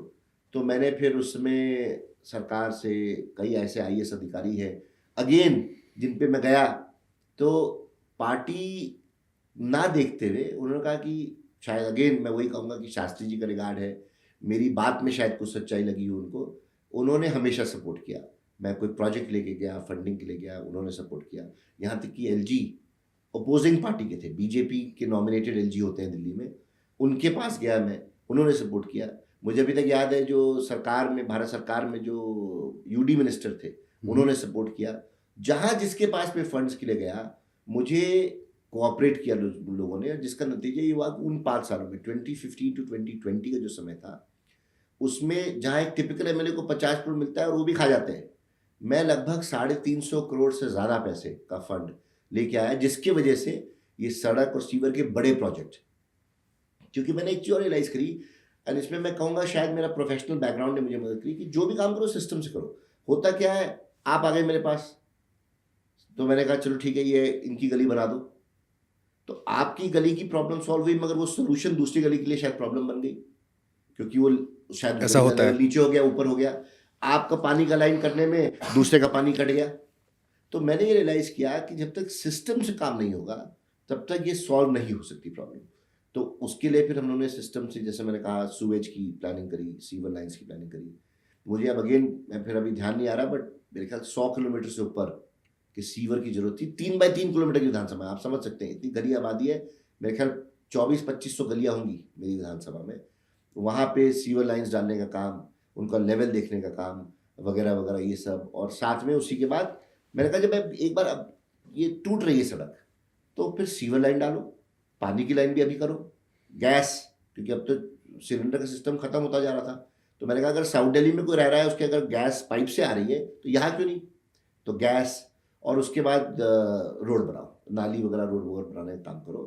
तो एक सिस्टम से काम करने के लिए वो पैसा चाहिए था, वो मुझे मिला, और उस सिस्टम से काम कराना शुरू किया, जिससे जो एक ये बुनियादी जो समस्या की बात करी, मैंने कहा लोगों को ये तो लगे चलो ये बुनियादी समस्याओं का ध्यान आदर्श शास्त्री ने रख लिया, हमारे एमएलए ने रख लिया, अब हमें बाकी रोज़मर्रा की ज़िंदगी की लड़ाई लड़ने दो, बेसिक नेसेसिटीज। नेसेसिटीज़। तो ये सोच के मैंने काम किया, बहुत जगह काम पूरा हो गया। 5 साल में इतना काम था कि सारी जगह नहीं पूरा हो पाया कई जगहों पे। तो वो आगे मैंने अज्यूम किया कि आगे जो भी होगा 2020 के आगे उसमें हम लोग करेंगे। बट मैं समझता हूँ आज भी जब मैं चुनाव लड़ रहा हूँ, कहीं भी मैं जाता हूँ, तो लोग एक ही बात बोलते हैं कि आदर्श या शास्त्री जी, आपने जो काम कर दिया वो ना पहले हुआ ना कभी बाद में हुआ। तो लोगों को सही में इस बात की पहचान है, और मुझे लगता है कहीं मन में एक ये सोच है कि आदर्श जी जैसे व्यक्ति की हमें ज़रूरत है। तो उस हिसाब से मैंने 5 सालों में काम किया। कठिनाइयाँ आई, समस्या आई, क्योंकि तब तक मुझे एहसास हो गया था। आई एम श्योर वो आएंगी, हाँ। जिस काफ़ी कॉम्प्लेक्स और हाँ। काफ़ी ग्राउंड लेवल पे आप काम कर रहे थे। हाँ। तो फ्रॉम बजटिंग, बहुत बहुत बड़ी बात है अपने आप में, मुझे लगता है, क्योंकि नॉर्मली ये किसी भी विधायक से सुना जा सकता है, किसी भी एमएलए से अक्रॉस इंडिया, के बजट बड़ा लिमिटेड है और इकट्ठे सारे काम नहीं कर सकते हैं। आई थिंक ये फेलियर का वन ऑफ द बिल्कुल फर्स्ट रीज़न होता है कि इसलिए नहीं कर पाए क्योंकि बजट्स कम थे, सेंट्रल गवर्नमेंट नहीं मान रही थी। बट आई थिंक आप बड़े कैंडिड तरीके से बता रहे हो कि सेंट्रल गवर्नमेंट के पास गए या किसी ऑफिसर के पास गए, जो जिस लेवल पे कोऑपरेट कर सकता था उन्होंने किया। ओके, सो अपार्ट फ्रॉम ये काम करने के, वहाँ पे पार्टी में क्या चल रहा था, क्या कर रहे थे आप पार्टी के लिए? तो इसके साथ साथ मेरे को पार्टी ने जिम्मेदारी, अगेन बिकॉज हम मेरी बैकग्राउंड या जो मैंने काम किया है, एक्सपीरियंस है, पार्टी ने कहा कि इसके अलावा, जैसे मैंने जो बताया आपको, वाईफाई एंड सीसीटीवी, उसके इम्प्लीमेंटेशन में भी मैं इन्वॉल्व था। एंड उसके अलावा जो आम आदमी पार्टी का जो ओवरसीज एक विंग था, टिपिकली हर पार्टी में होता है, जो डायस्पोरा, जो इंडिया के इंडियंस हैं जो बाहर रहते हैं इंडिया के, उनसे connect banana and even funding वगैरह उनसे कराना, ये भी एक जिम्मेदारी पार्टी ने मुझे दी। एंड आई वाज रिस्पॉन्सिबल कि मैं बाहर जाके इंडियन डायस्पोरा से कनेक्ट करूँ और फंड्स आम आदमी पार्टी के लिए इकट्ठा करूँ। वो भी जिम्मेदारी मुझे दी, और उसके लिए मैं बड़ा एक्टिव पार्टिसिपेशन रहा। मुझे पूरी अलग अलग जगहों पे ट्रैवल, मतलब कई जगह, मतलब यूएस से लेकर कनाडा, एवरीवेयर, यूरोप, ऑस्ट्रेलिया, सब जगह में गया। इंडियन कम्युनिटी जो वहाँ है और जो सिंपथाइज करती है आम आदमी पार्टी से, उनसे मिलने के लिए, फंड्स इकट्ठा करने के लिए, वो सब मैंने काम किए। उसमें भी बड़ी चैलेंजेस हुए, मेरे को हुए, क्योंकि मेरे को क्या हुआ कि जैसे जैसे ये मैं पार्टी में रहा, वैसे वैसे मैं कहूँगा झटका मुझे लगता रहा कि जो मैं सोच के आया था उसमें और पार्टी के थिंकिंग में, या पार्टी के, या अरविंद केजरीवाल जी की थिंकिंग में बहुत फर्क है। ओके, मतलब तो ये जो आप फंड रेजिंग कर रहे थे, were you leading it just on your own, या आपके साथ कोई और भी था? कुमार विश्वास जो कि कवि हैं, उसमें वो भी जुड़े हुए थे पार्टी से। कुमार विश्वास और मैं, हम 2 लोग लीड कर रहे थे। बट कुमार भाई क्योंकि ज़्यादातर व्यस्त रहते थे अपने साहित्य के कार्यक्रमों में, तो ज़्यादातर जो बाहर जाने का काम था वो अधिकांश मैं ही करता था, सो दैट लार्जली। बट हम दोनों लोग थे रिस्पॉन्सिबल। साथ में भी कभी ना कभी ट्रैवल किया? हाँ, बिल्कुल, साथ में भी कभी कभी ट्रैवल किया हम लोग ने। तो और क्या ऑब्जर्वेशंस थे आपके, क्या हुआ जो आपने अलग देखा? जो कई चीज़ें देखी मैंने। पहले तो जैसे बाहर गए तो एक ये जो जो लोग आम आदमी पार्टी को सपोर्ट करते थे इंडिया के बाहर, जिसको आम आदमी पार्टी इनकरेज करती थी, मैं कंफर्टेबल नहीं था उससे। क्यों? क्योंकि एक बहुत बड़ा उसमें ना, पंजाब, अगर आपको याद हो तो 2000, थोड़ा पीछे ले जाऊंगा, 2014 में जो इलेक्शन हुए लोकसभा के, तो आम आदमी पार्टी के 3 या 4 एमपी जीते थे केवल पंजाब से। तो पंजाब में क्या एक सेंटिमेंट है, लोग एक्सपेरिमेंट करते हैं, ओपन माइंडेड है, एक वो एक ब्यूटी है पंजाब की, और उस वजह से शायद पंजाब में जल्दी एक्सेप्टेंस मिल गई पार्लियामेंट इलेक्शंस में। Okay. तो और पंजाब के लोग बहुत हैं diaspora across Canada, Across the Germany, world. और मतलब आप नाम ले लीजिए देश का, पंजाब से लोग पहुंचे हैं। तो उनमें बहुत एक इंथुजियाज्म था। तो मेरे को ये बोला गया कि भाई आप इस कम्युनिटी को मिलिए, इनको टारगेट करिए और इनसे फंड्स वगैरह जनरेट करिए, स्पेशली क्योंकि 2017 में पंजाब का असेंबली इलेक्शन आ रहा था, और ये बात बता रहा हूँ मैं 2015 की, तो 2-2.5 साल रह गए थे। तो मैं जब जाना शुरू किया मैंने, तो मेरे को सबसे पहला झटका लगा जब मुझे अभी तक याद है कि यूके में मैं गया, वहाँ लीड्स करके एक शहर है, वहाँ पर मैं पहली मीटिंग के लिए गया। तो वहाँ पे अगेन सिख कम्युनिटी के लोग थे जो ले गए मुझे। तो जिन गुरुद्वारों में होती, ज़्यादातर मीटिंग गुरुद्वारों में होती थी वहाँ, तो मैं गुरुद्वारों में जब गया तो गुरुद्वारे में सबसे बड़ी फ़ोटो लगी हुई थी भिंदर वाले जो खालिस्तान, हाँ, भिंदर वाले जो थे खालिस्तान के जो जिन्होंने वो स्टार्ट किया था मूवमेंट, वो, और ऑपरेशन ब्लू स्टार हुआ था 1984 में, जिसमें गोल्डन टेम्पल में जो है वहाँ पे कई टेररिस्ट जो थे उनको पकड़ा गया था और मारा गया था। तो एक मार्टियर्स गैलरी,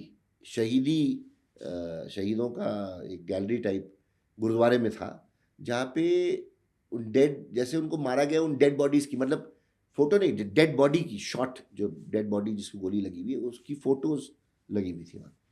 तो मैं बड़ा अनकंफर्टेबल हुआ, मैंने कहा ये मैं समझ नहीं आया मुझे, कि लिंक नहीं कर पाया कि मतलब ये क्या है कि गुरुद्वारे में इस तरह की ये चीज़ लगी हुई है। तो एनीवे, खैर जो भी मेरा फंड्स का जो हुआ, कलेक्ट किया, फिर वापस आया। तो मैंने कुमार विश्वास को बोला, और कुमार विश्वास और मैं फिर गए, अरविंद केजरीवाल से भी मिले, उनसे भी बात करी, और ये कुमार विश्वास भी पहले बोल चुके हैं कई बार, मैं भी बोल चुका हूँ, मुझे याद है। हाँ। तो मैं एक बारी वापस से आपको लेकर आऊँगा।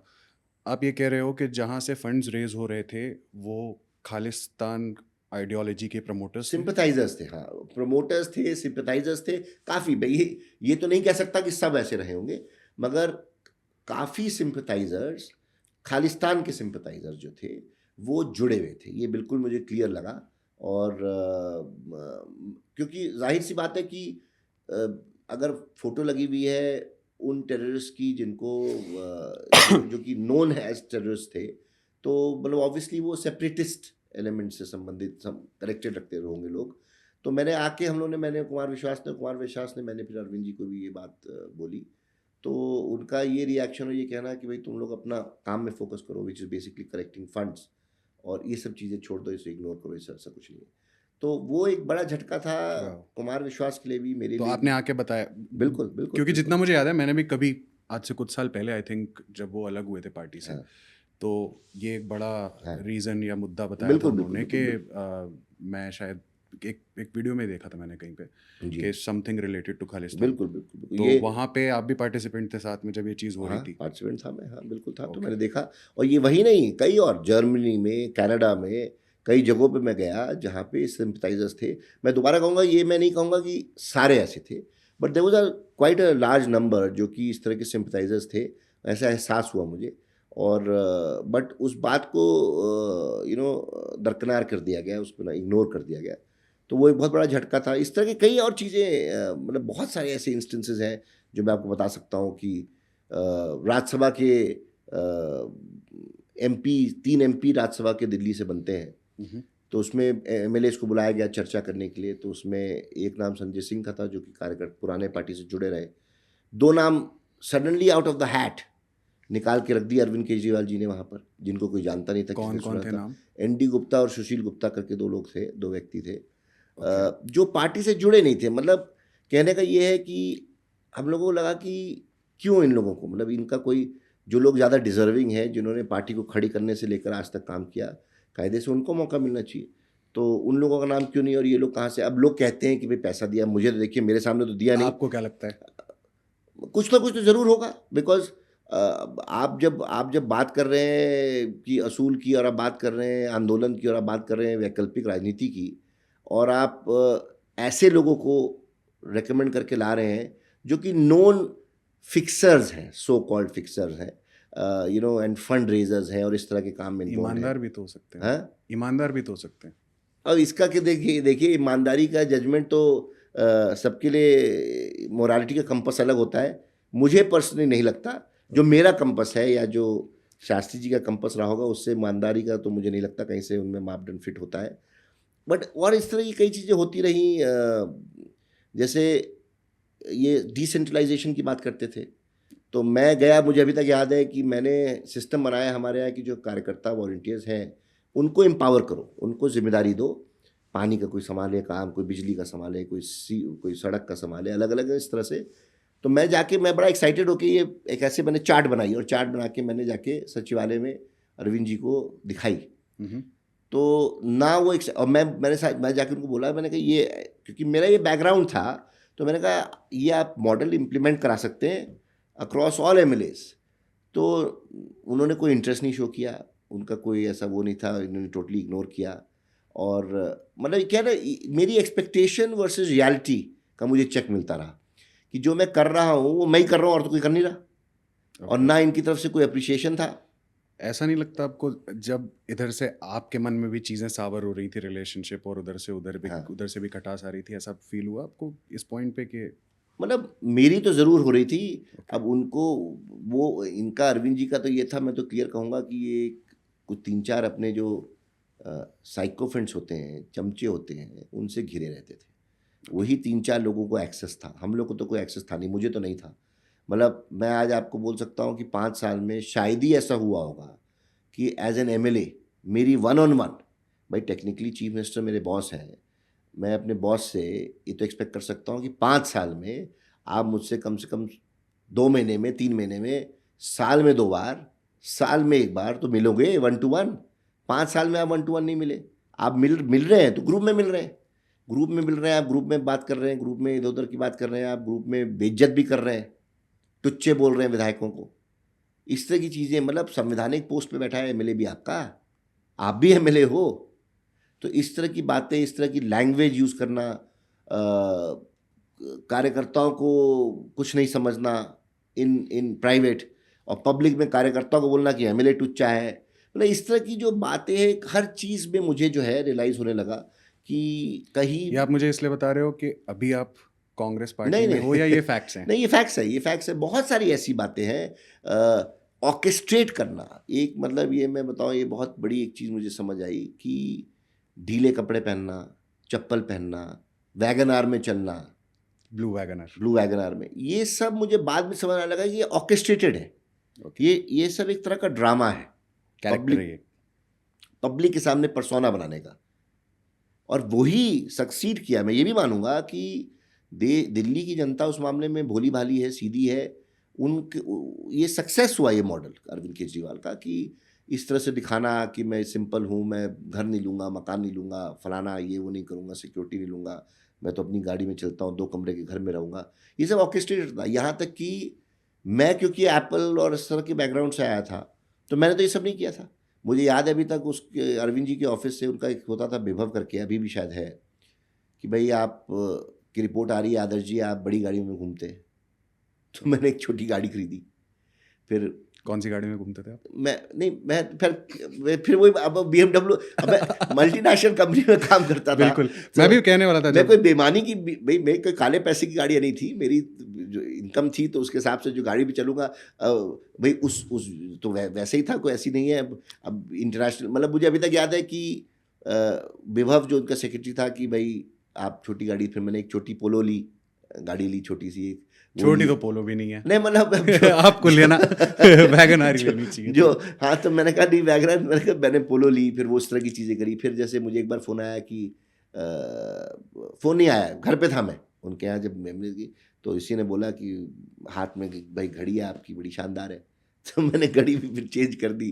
तो इस तरह कई चीज़ें, तो मतलब पार्टी डेकोरम ये था कि एक पिक्चर प्रेजेंट इमेज क्रिएट करी जाए, जिसमें तो ये पूरा जैसे हिपोक्रेसी जिसे कहते हैं, मतलब एक तरह से दोहरी किस्म की राजनीति कुछ और यहाँ तक कि इवन थिंग्स लाइक कि मैं अब एलजी से फ्रिक्शन होता था, तो एलजी से फ्रिक्शन तो कि मैं ऐसा है मैं फास्ट पे जाऊंगा, ये किसी की आज हिम्मत नहीं है। मैं ओपन चैलेंज है, कोई एमएलए, सबने ये चीज़ एक्सपीरियंस करी जो 2015 से एमएलए थे, कोई ऑन रिकॉर्ड बोले ना बोले, अरविंद केजरीवाल ने ऑन रिकॉर्ड बोला है कि मैं फास्ट पे जाऊंगा एलजी के खिलाफ और अमर अनशन अनाउंस करूंगा, और मेरी डॉक्टर से बात हो गई है, मैं डायबिटिक हूँ, डॉक्टर रिपोर्ट बनाएगा कि अब सिचुएशन बहुत ख़राब हो रही है, और उसके बाद तुम लोग सब आंदोलन करोगे कि नहीं सर आप फास्ट तोड़ दीजिए, और आप लोग अपनी अपनी कॉन्स्टिट्यूंसीज पे फास्ट पे जाओगे, और उस दबाव में आके मैं ये अनाउंस करूंगा कि भाई सब मेरे विधायक जो हैं बीमार पड़ जाएंगे, मर जाएंगे, ये हो जाएगा, मैं अपना फास्ट तोड़ दूंगा। तो ये सब स्टेज मैनेज्ड, ऑर्केस्ट्रेटेड, 100% ऑर्केस्ट्रेटेड।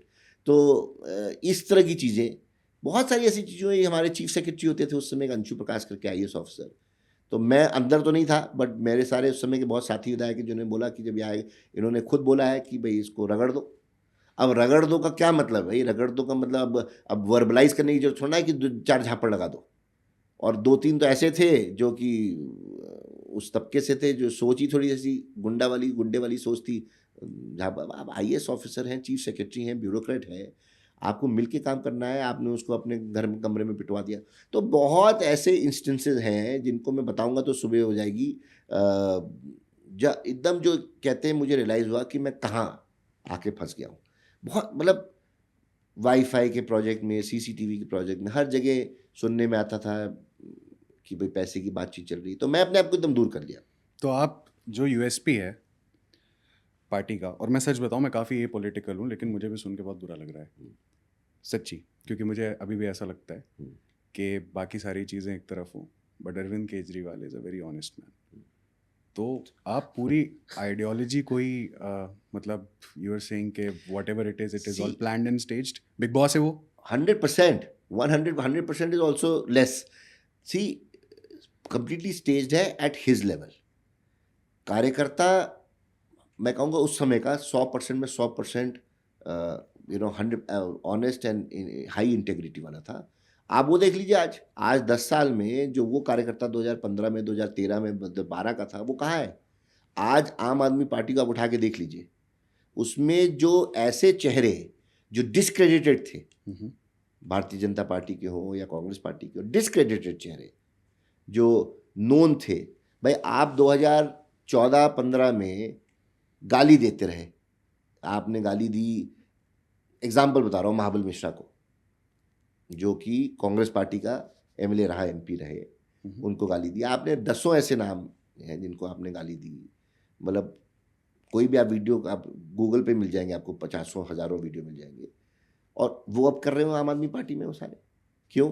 आपने जिन लोगों को गाली दे के पार्टी खड़ी करी, आपने कार्यकर्ताओं को बोला इसको गाली दो, आपने बोला कि ये बेईमान है, इसके खिलाफ तुम आज़ादी की लड़ाई लड़ रहे हो, इसके खिलाफ तुम आंदोलन कर रहे हो, और उसी को कंधे पे हाथ रख के उसको खुद पार्टी में। तो आज आम आदमी पार्टी किस तरह से आम आदमी है, या किस तरह से उस लोग, आज आम आदमी पार्टी तो कलेक्शन है देश के सबसे ज़्यादा unsuccessful, dishonest and discredited and criminal elements की इकट्ठा कर लिया है। ऐसा भी तो हो सकता है पॉलिटिक्स में आने के बाद उनको समझ आया होगा कि this is more like Apple, Samsung and may be OnePlus working all together, कि आपको उन्होंने आपका वाइस प्रेसिडेंट उठाया, आप उनका वाइस प्रेसिडेंट उठा लो।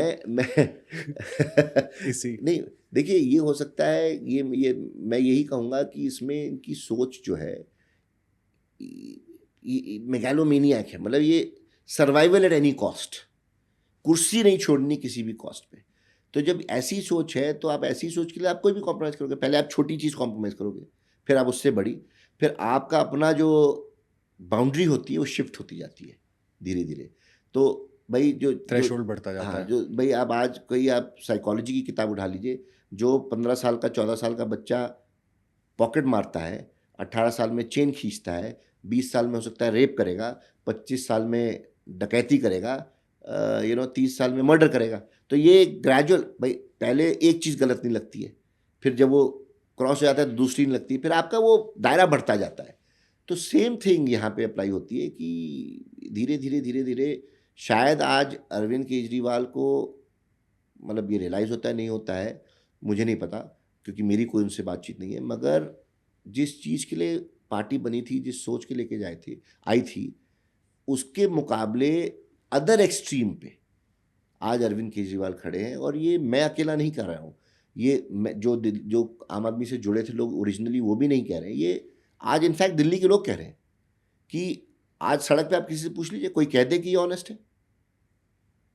तो ये वो चीज़ खत्म हो गई, वो यूएसपी खत्म हो गया। मतलब जो आदमी एफिडेविट साइन कर रहा है, कह रहा है कि मैं घर नहीं लूँगा, और वीडियो आफ्टर वीडियो आप गूगल पे निकाल सकते हैं कि ये पॉलिटिशियन होता है, पावर मिल जाती है तो चिपक जाता है, सत्ते से चिपक जाता है। क्या जरूरत है, एक आम आदमी अगर एक कमरे में घर में रहता है तो मुख्यमंत्री 2 कमरे घर में क्यों नहीं रह सकता?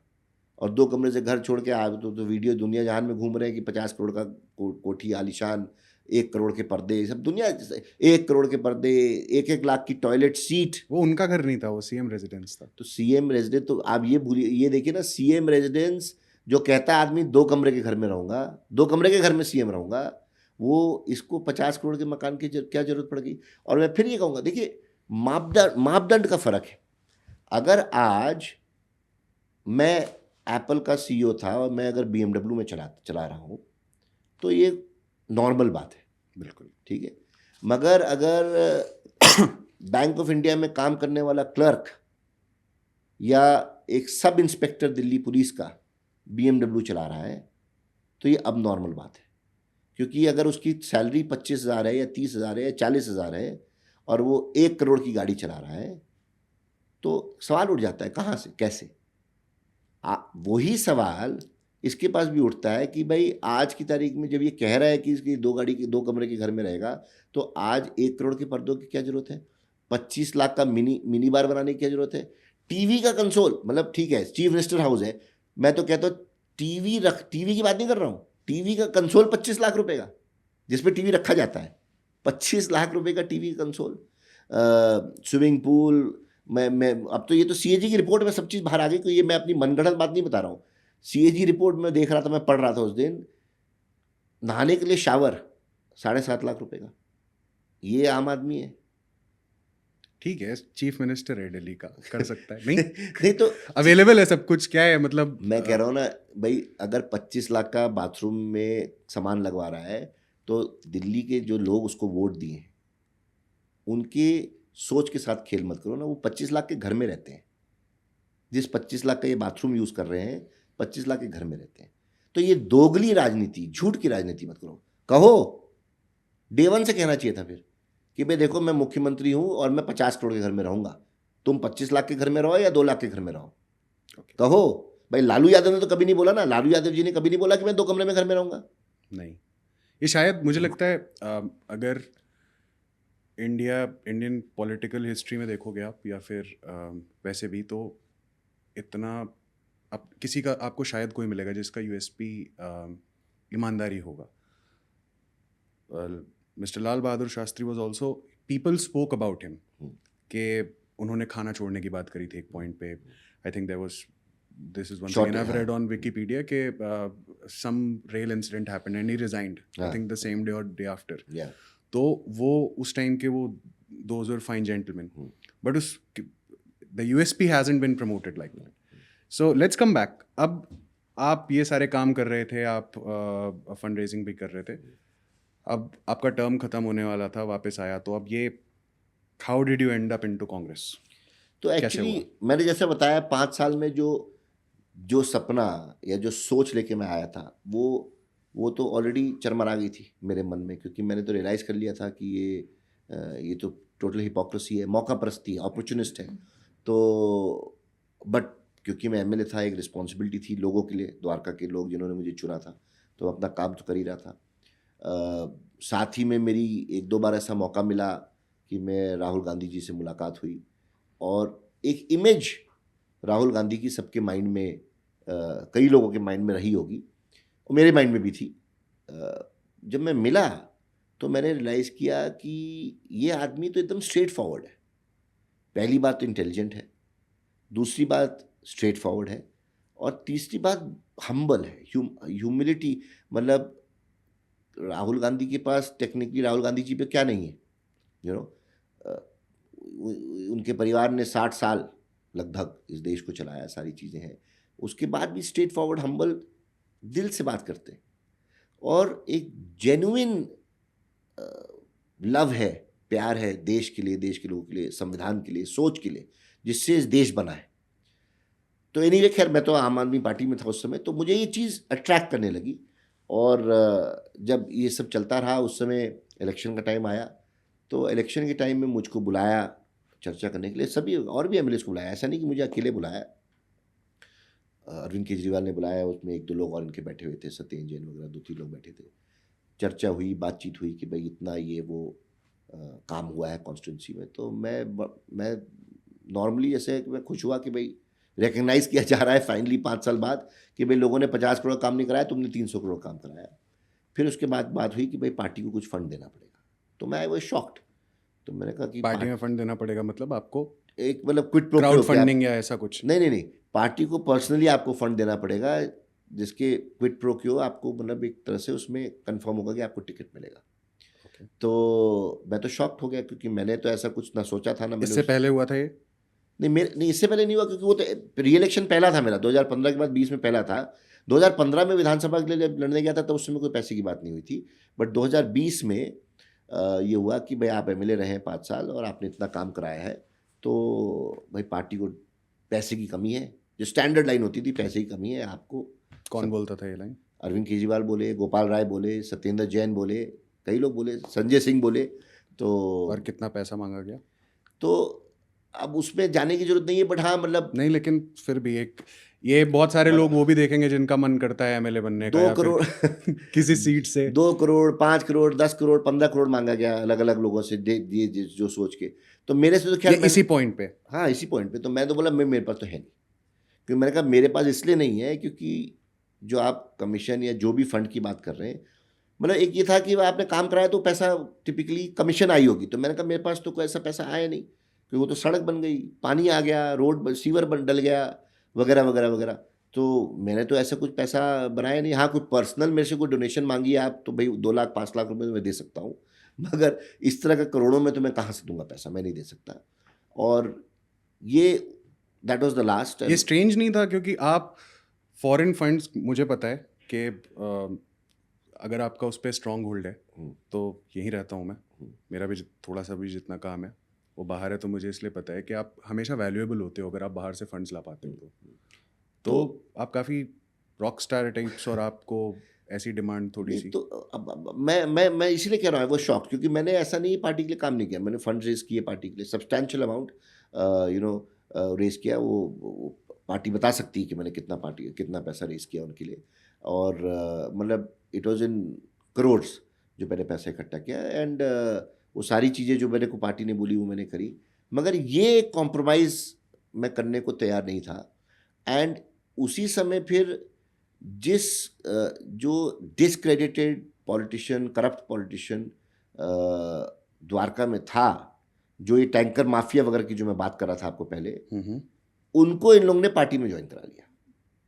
तो ऑब्वियसली मुझे ये समझ आ गया कि भाई ऐसे लोग जिनको डिस्क्रेडिट किया है हम लोगों ने, जिसको इनफैक्ट मैंने हराया था 2015 के इलेक्शन में, जिसके लिए अरविंद केजरीवाल आके रैली में नाम लेके बोलते थे ये लोग बेईमानों की लिस्ट में ये है, तो ऐसे आदमी को ज्वाइन कराया तो फिर तो कुछ बचा ही नहीं पार्टी में। मेरे लिए तो कोई ऑटोमेटिकली जगह नहीं थी। जब एक ये बाजार लग गया टिकटों का, जो लोग कहते हैं, तो अगर टिकटों का बाजार लग गया और उसमें फिर बोली लगी और ख़रीदार आ गए, तो मैं व्यापारी तो हूँ नहीं, मैं उस बाज़ार में व्यापार कर नहीं सकता। तो मैंने फिर उस समय मैंने कहा मैं इनके साथ नहीं रह सकता हूँ।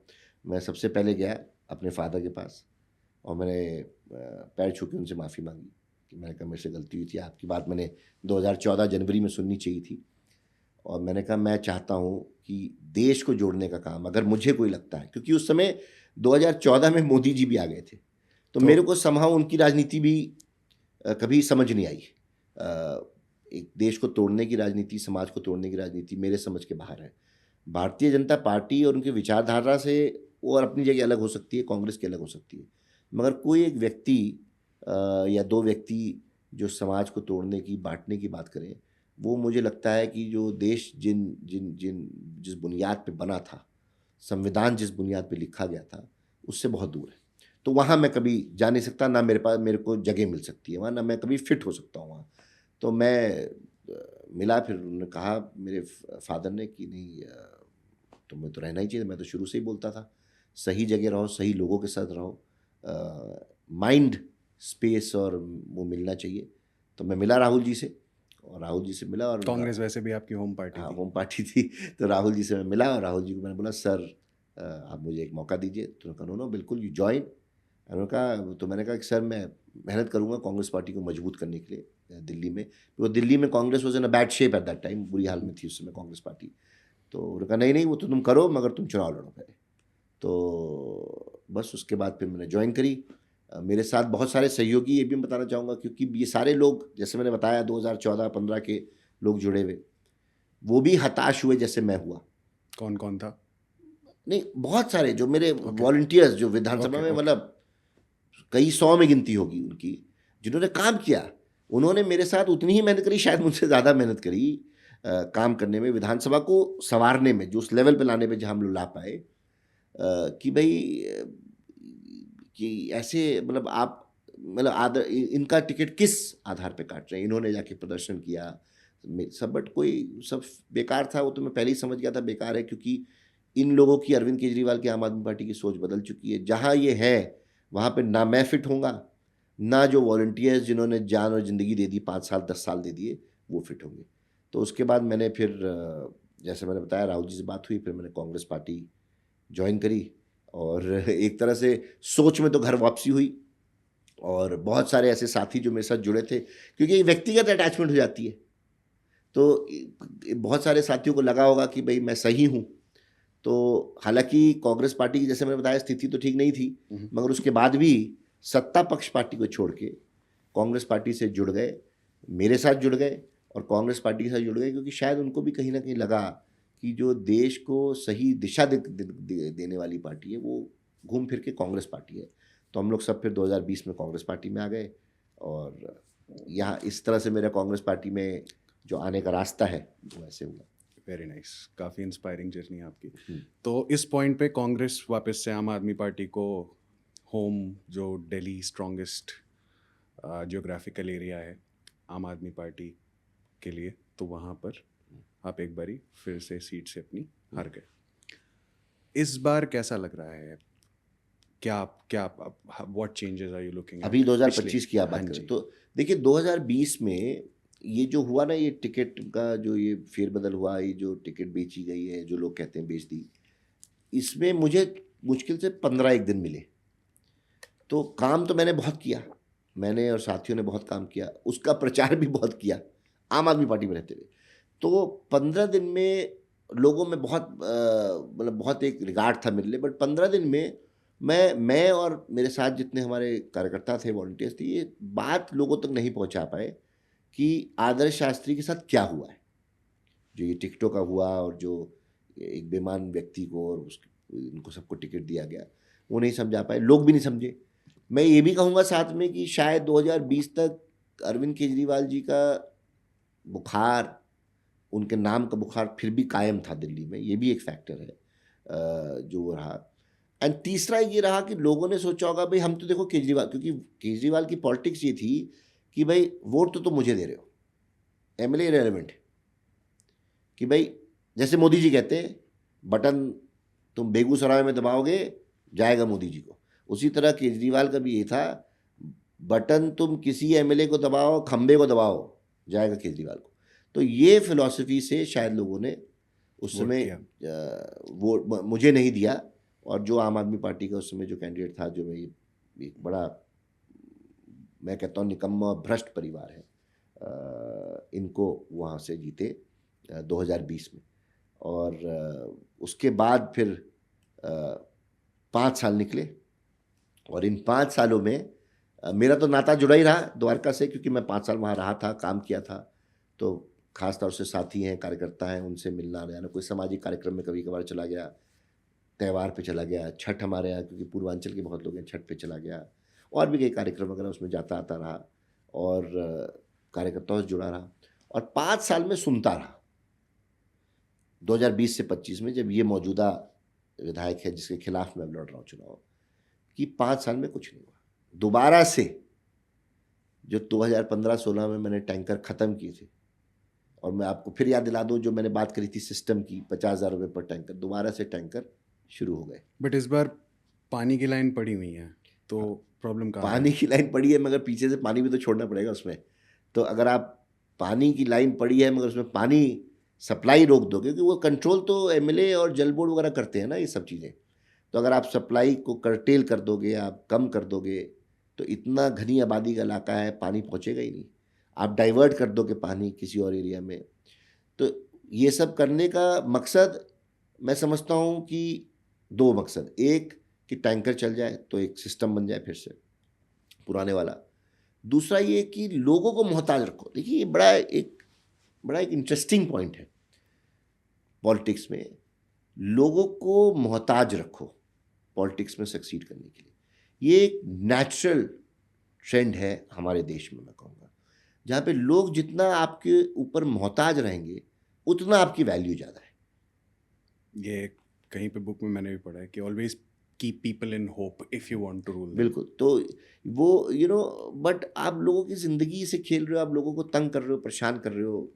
तो ये वो वाली पॉलिटिक्स है, लोगों को मोहताज करने वाली पॉलिटिक्स है कि लोग आएँ, धक्के खाएं, तब आप कुछ करो ना करो।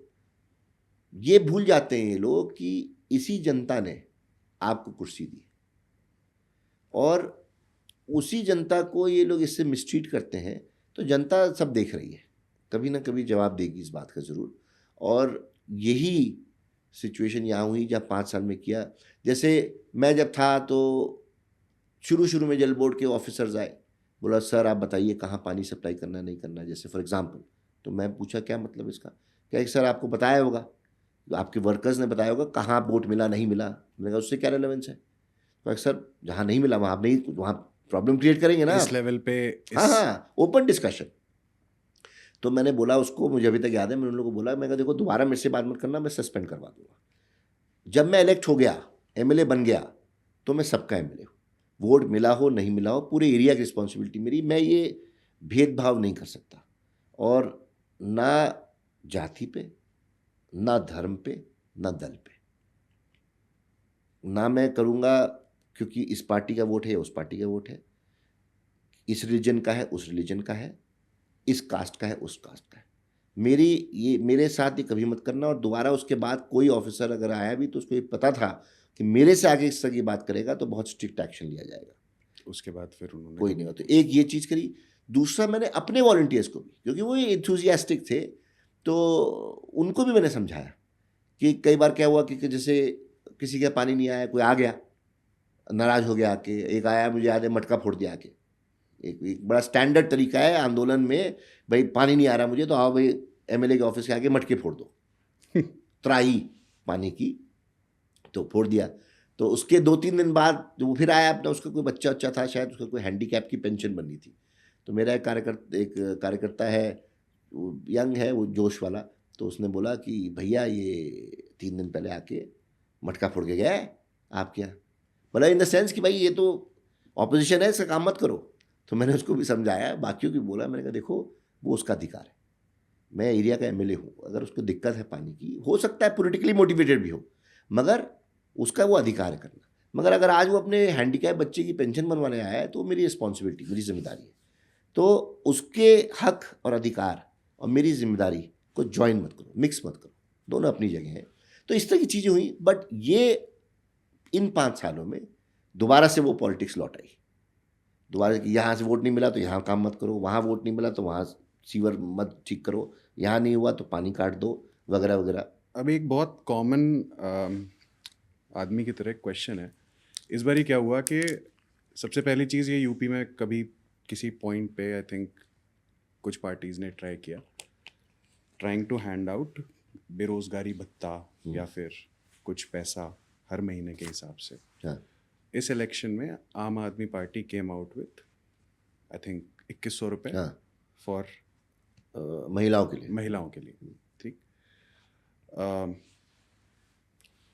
उसके थोड़े टाइम बाद Congress also offered the same kind of money. 2500 रुपये. हाँ. दिल्ली का जो करंट, और ये वापस से, ये मुझे बहुत अच्छे से इसलिए पता है क्योंकि एक पॉडकास्ट पे Arvind Kejriwal said that Delhi is in, so उनसे पूछा गया कि दिल्ली का जो बजट है that is in the funds of Delhi हाँ, गवर्नमेंट हाँ. Is in deficit, deficit. हाँ.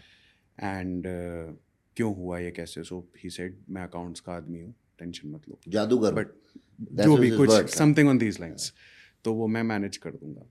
अब इस पॉइंट पे चाहे आम आदमी पार्टी हो या फिर कांग्रेस हो, आप, जबकि मैं समझता हूँ कि जिस जिस हम सोसाइटी में तबके की बात कर रहे थे, उनके लिए वो 2100 रुपये, वो कुछ पैसे भी, चंद पैसे भी उनके सब्जी या फिर खाने या किसी किसी भी फॉर्म में उनको मदद करेंगे.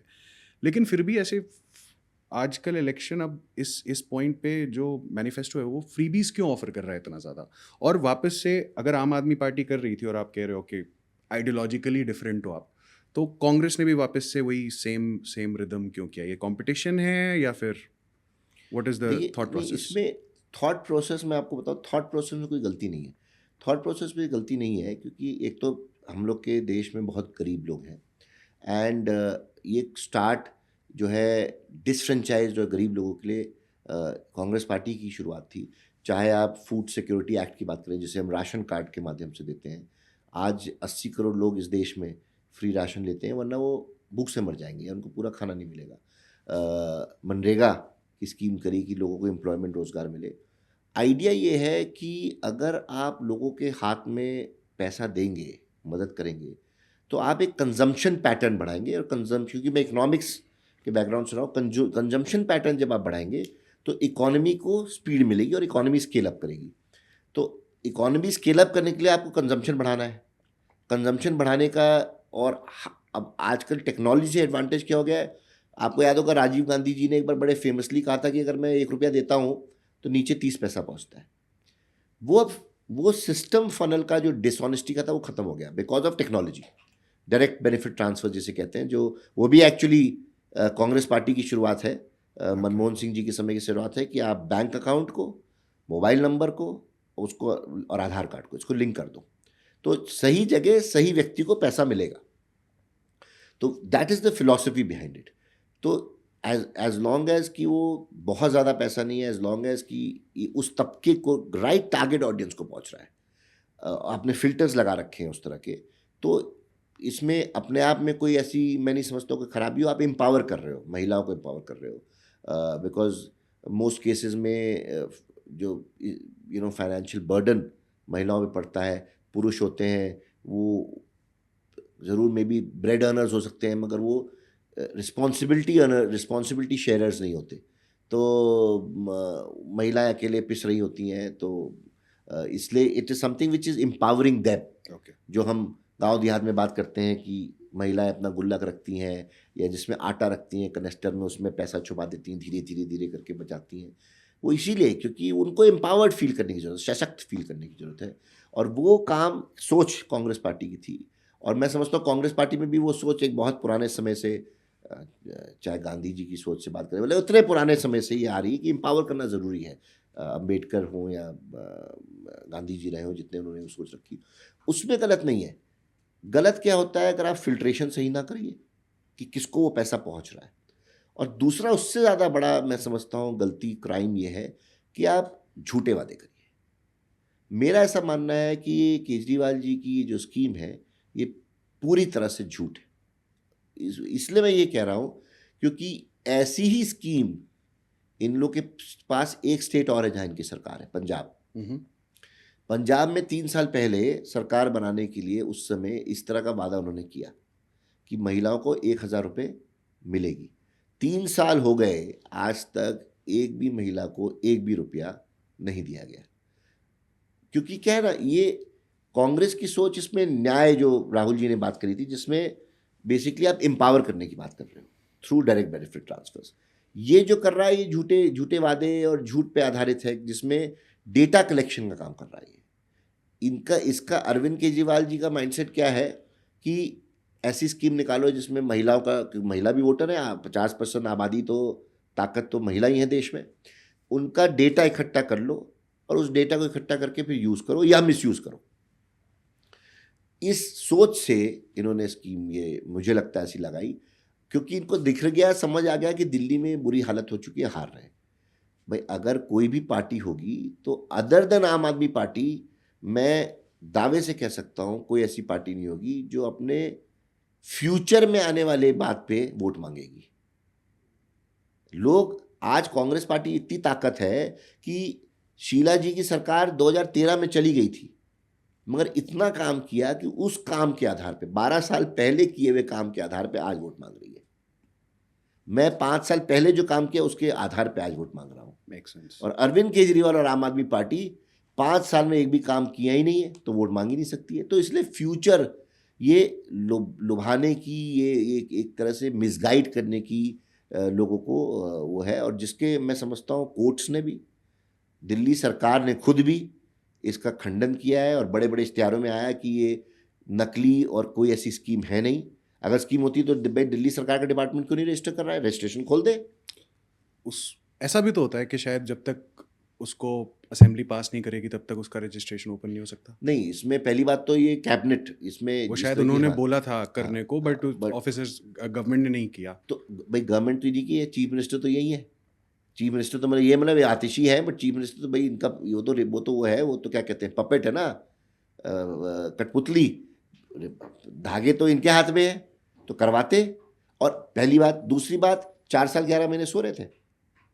2020 में चुन के आए थे और तब तो कोविड की महामारी थी। आपने लोगों को बेड नहीं प्रोवाइड किए, लोग सड़कों में मर गए। मेरे जानने वाले, द्वारका के जानने वाले हैं जिनको बेड नहीं मिला, ऑक्सीजन नहीं मिला, कॉन्सेंट्रेटर नहीं मिला, सड़कों पे डेथ हुई लोगों की। बेड नहीं दे पाए। आप 3 महीने गायब हो गए कोविड के समय। डेली 2 प्रेस कॉन्फ्रेंस करते हैं अरविंद केजरीवाल, 3 महीने 6 महीने कोविड में गायब। वो तो क्यों नहीं तब देते, तब क्यों नहीं 4 साल 11 महीने क्यों नहीं किया? आज जब आपको दिख रहा है कि दिल्ली ने आपको रिजेक्ट कर दिया है, तब आप इस तरह की स्कीम दे रहे हो, तो और स्कीम है ही नहीं ग्राउंड पे। दूसरी जगह, उसी जगह, क्योंकि आपने बात करी कांग्रेस पार्टी की, हमने कर्नाटक में वादा किया था, गृह लक्ष्मी स्कीम चल रही है, पैसा जा रहा है महिला को।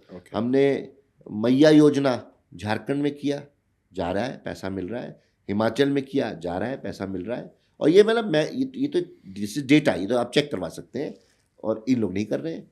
ये एमपी इलेक्शन हुए थे पार्लियामेंट के अभी लास्ट ईयर, उसमें भी फॉर्म भरवाए महिलाओं से दिल्ली में। एमसीडी के इलेक्शन हुए 2 साल पहले, उसमें भी फॉर्म भरवा चुके हैं। तो ये तो झूठ और मतलब एक तरह से मौका परस्ती वाला काम है।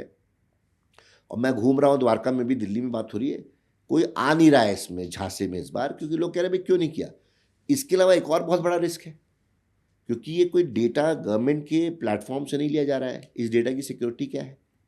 आपने जितने भी महिलाओं का नाम, नंबर, खाता number, Aadhaar number, voter I card number जो भी लिया, सब चीज़ तो लिंक्ड है आपस में। तो इनका गवर्नमेंट एजेंसी कोई इनका डेटा तो रख नहीं रही है। दिस प्राइवेट इंडिविजुअल्स हैं, आम आदमी पार्टी है सपोजिटली, या जो भी है। इस डेटा को कैसे मिसयूज हो सकता है? आप 20 लाख 25 लाख महिलाओं का आपके पास डेटा है, आप उसको कल कुछ आपत्तिजनक कुछ किसी ने भेज दिया, कौन जिम्मेदार होगा? कंटेंट कोई आपत्तिजनक भेज दिया, कौन जिम्मेदार होगा? कई महिलाएं हैं मेरी अपनी विधानसभा में, द्वारका में, कई जगहों पे, विकासपुरी में, कई जगहों से खबर आ रही है, फ़ोन जा रहा है कि मैं अरविंद केजरीवाल के ऑफिस से बोल रहा हूँ, अपना OTP दे दीजिए। महिलाएं बेचारी कई भोली भाली दे दिया OTP, निकल गए 7-8 हज़ार रुपये। तो ये बिल्कुल निराधार झूठ पे आधारित बात है, और मेरे को लगता है पूरी तरह से दिल्ली रिजेक्ट कर रही है इस चीज़ को। Very well.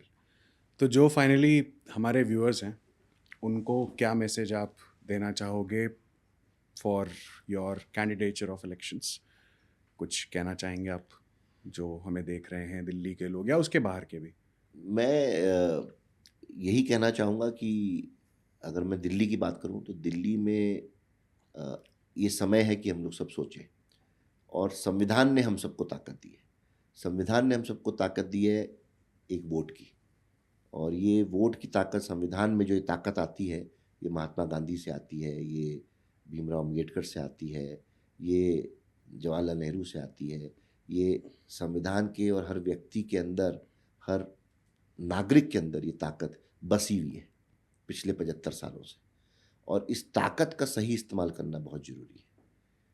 वोट जब आप करने जाएं तो कभी ये मत सोच के जाइए कि ये वोट आप फलाने कैंडिडेट को कर रहे हैं, इस पार्टी को या उस पार्टी को कर रहे हैं।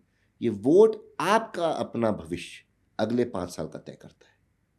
तो जब भी आप वोट देने जाएं, ये सोच के जाएं कि ये वोट मैं अपने आप को, अपने परिवार को, मोहल्ले को, अपने बच्चों के भविष्य के लिए दे रहा हूँ। ये वोट मैं दे रहा हूँ जिससे तय होगा अगले 5 साल जो मेरी लाइफ है, मेरी ज़िंदगी है, उसमें मैं अपनी जो चैलेंजेस से जूझ रहा हूँ वो मैं जूझता रहूँ और बाकी सारे अपनी तकलीफ़ एक ऐसी सरकार, एक ऐसी पार्टी, एक ऐसी व्यक्ति को दूँ जो ईमानदारी से, सच्चाई के साथ या आपके लिए काम कर सके या अपने जेब भरने का व्यापार कर सके। तो ये बात हर व्यक्ति को, हर नागरिक को, द्वारका के, दिल्ली के, देश की, इस लोकतंत्र में ये ताकत है कि उनको ये तय करके सोच के वोट देने जाना चाहिए कि वो वोट अपने लिए दे रहे हैं। लास्ट में मैं इतना कहूँगा, क्योंकि मैंने जिस तरह से राजनीति देखी, जिस परिवार से मैं आया, मेरा ऐसा यकीन है, मैं ऐसा मानता हूँ कि दिल्ली में, देश में एकमात्र कांग्रेस पार्टी ऐसी अकेली पार्टी है जिसने सही माने में देश के हर नागरिक के लिए सोचा, खास तौर से उनके लिए जिनके पास शायद उतना नहीं है। ये नियति है जो कहती है कि जिनको भगवान ने ज़्यादा नहीं दिया उनको संविधान देगा, और इस नियत और नियति को अगर कोई पूरा कर रहा है तो कांग्रेस पार्टी कर रही है, राहुल गांधी जी कर रहे हैं। मैं तो बहुत छोटा व्यक्ति हूँ, अपनी तरह से मैं पूरी तरह से कोशिश कर रहा हूँ कि द्वारका में भी ये संभव हो। जिसके पास कम है उसको ज़्यादा से ज़्यादा देने की कोशिश करें। मैं चुन के आऊँ तो सही माने में लोगों को ऐसा महसूस हो कि वो विधायक बने हैं। वो ताकत लोकतंत्र की उनकी मुट्ठी में आई है और ये ताकत सबके पास है। और मैं तो अंत में यही कहूँगा, इसको आप कैंपेनिंग कह लीजिए, जो कह लीजिए, कि हाथ कांग्रेस पार्टी का है मगर बहुत मजबूत चीज़ होती है।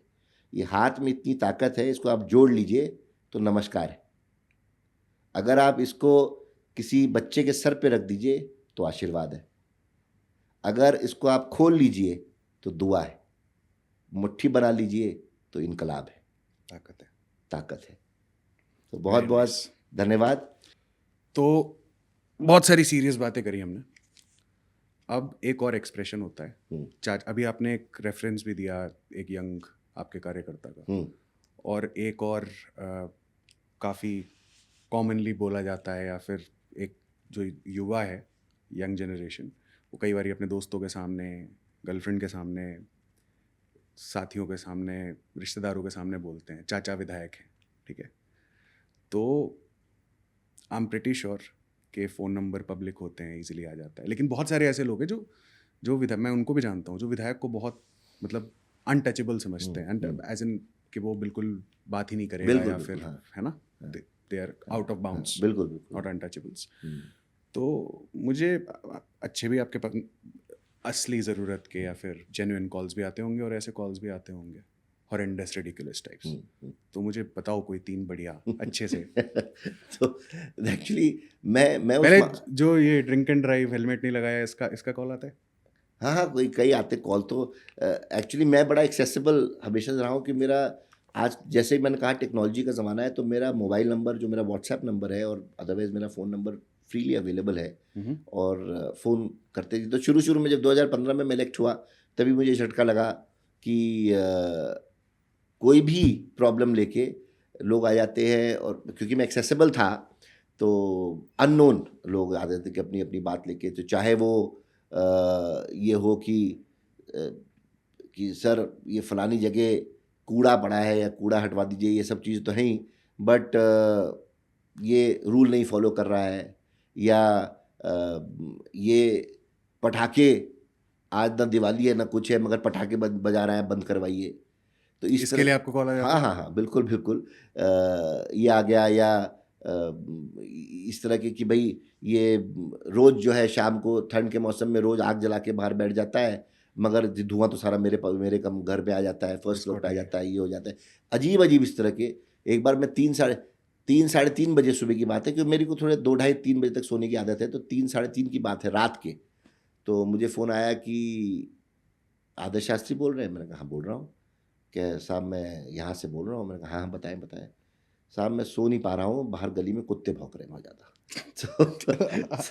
तो इस तरह के भी तो मैं तो एक आपने सेकंड पूछा के नहीं लिए- आप मतलब क्या चाहते हाँ थे तो वो मैं आप कुत्ते भगाओ एक जाके? सेकंड को तो मेरा रिएक्शन यही था कि मतलब अब यार गली में अगर सड़क के जो कुत्ते वो भौंक रहे तो मैं क्या कर सकता हूँ।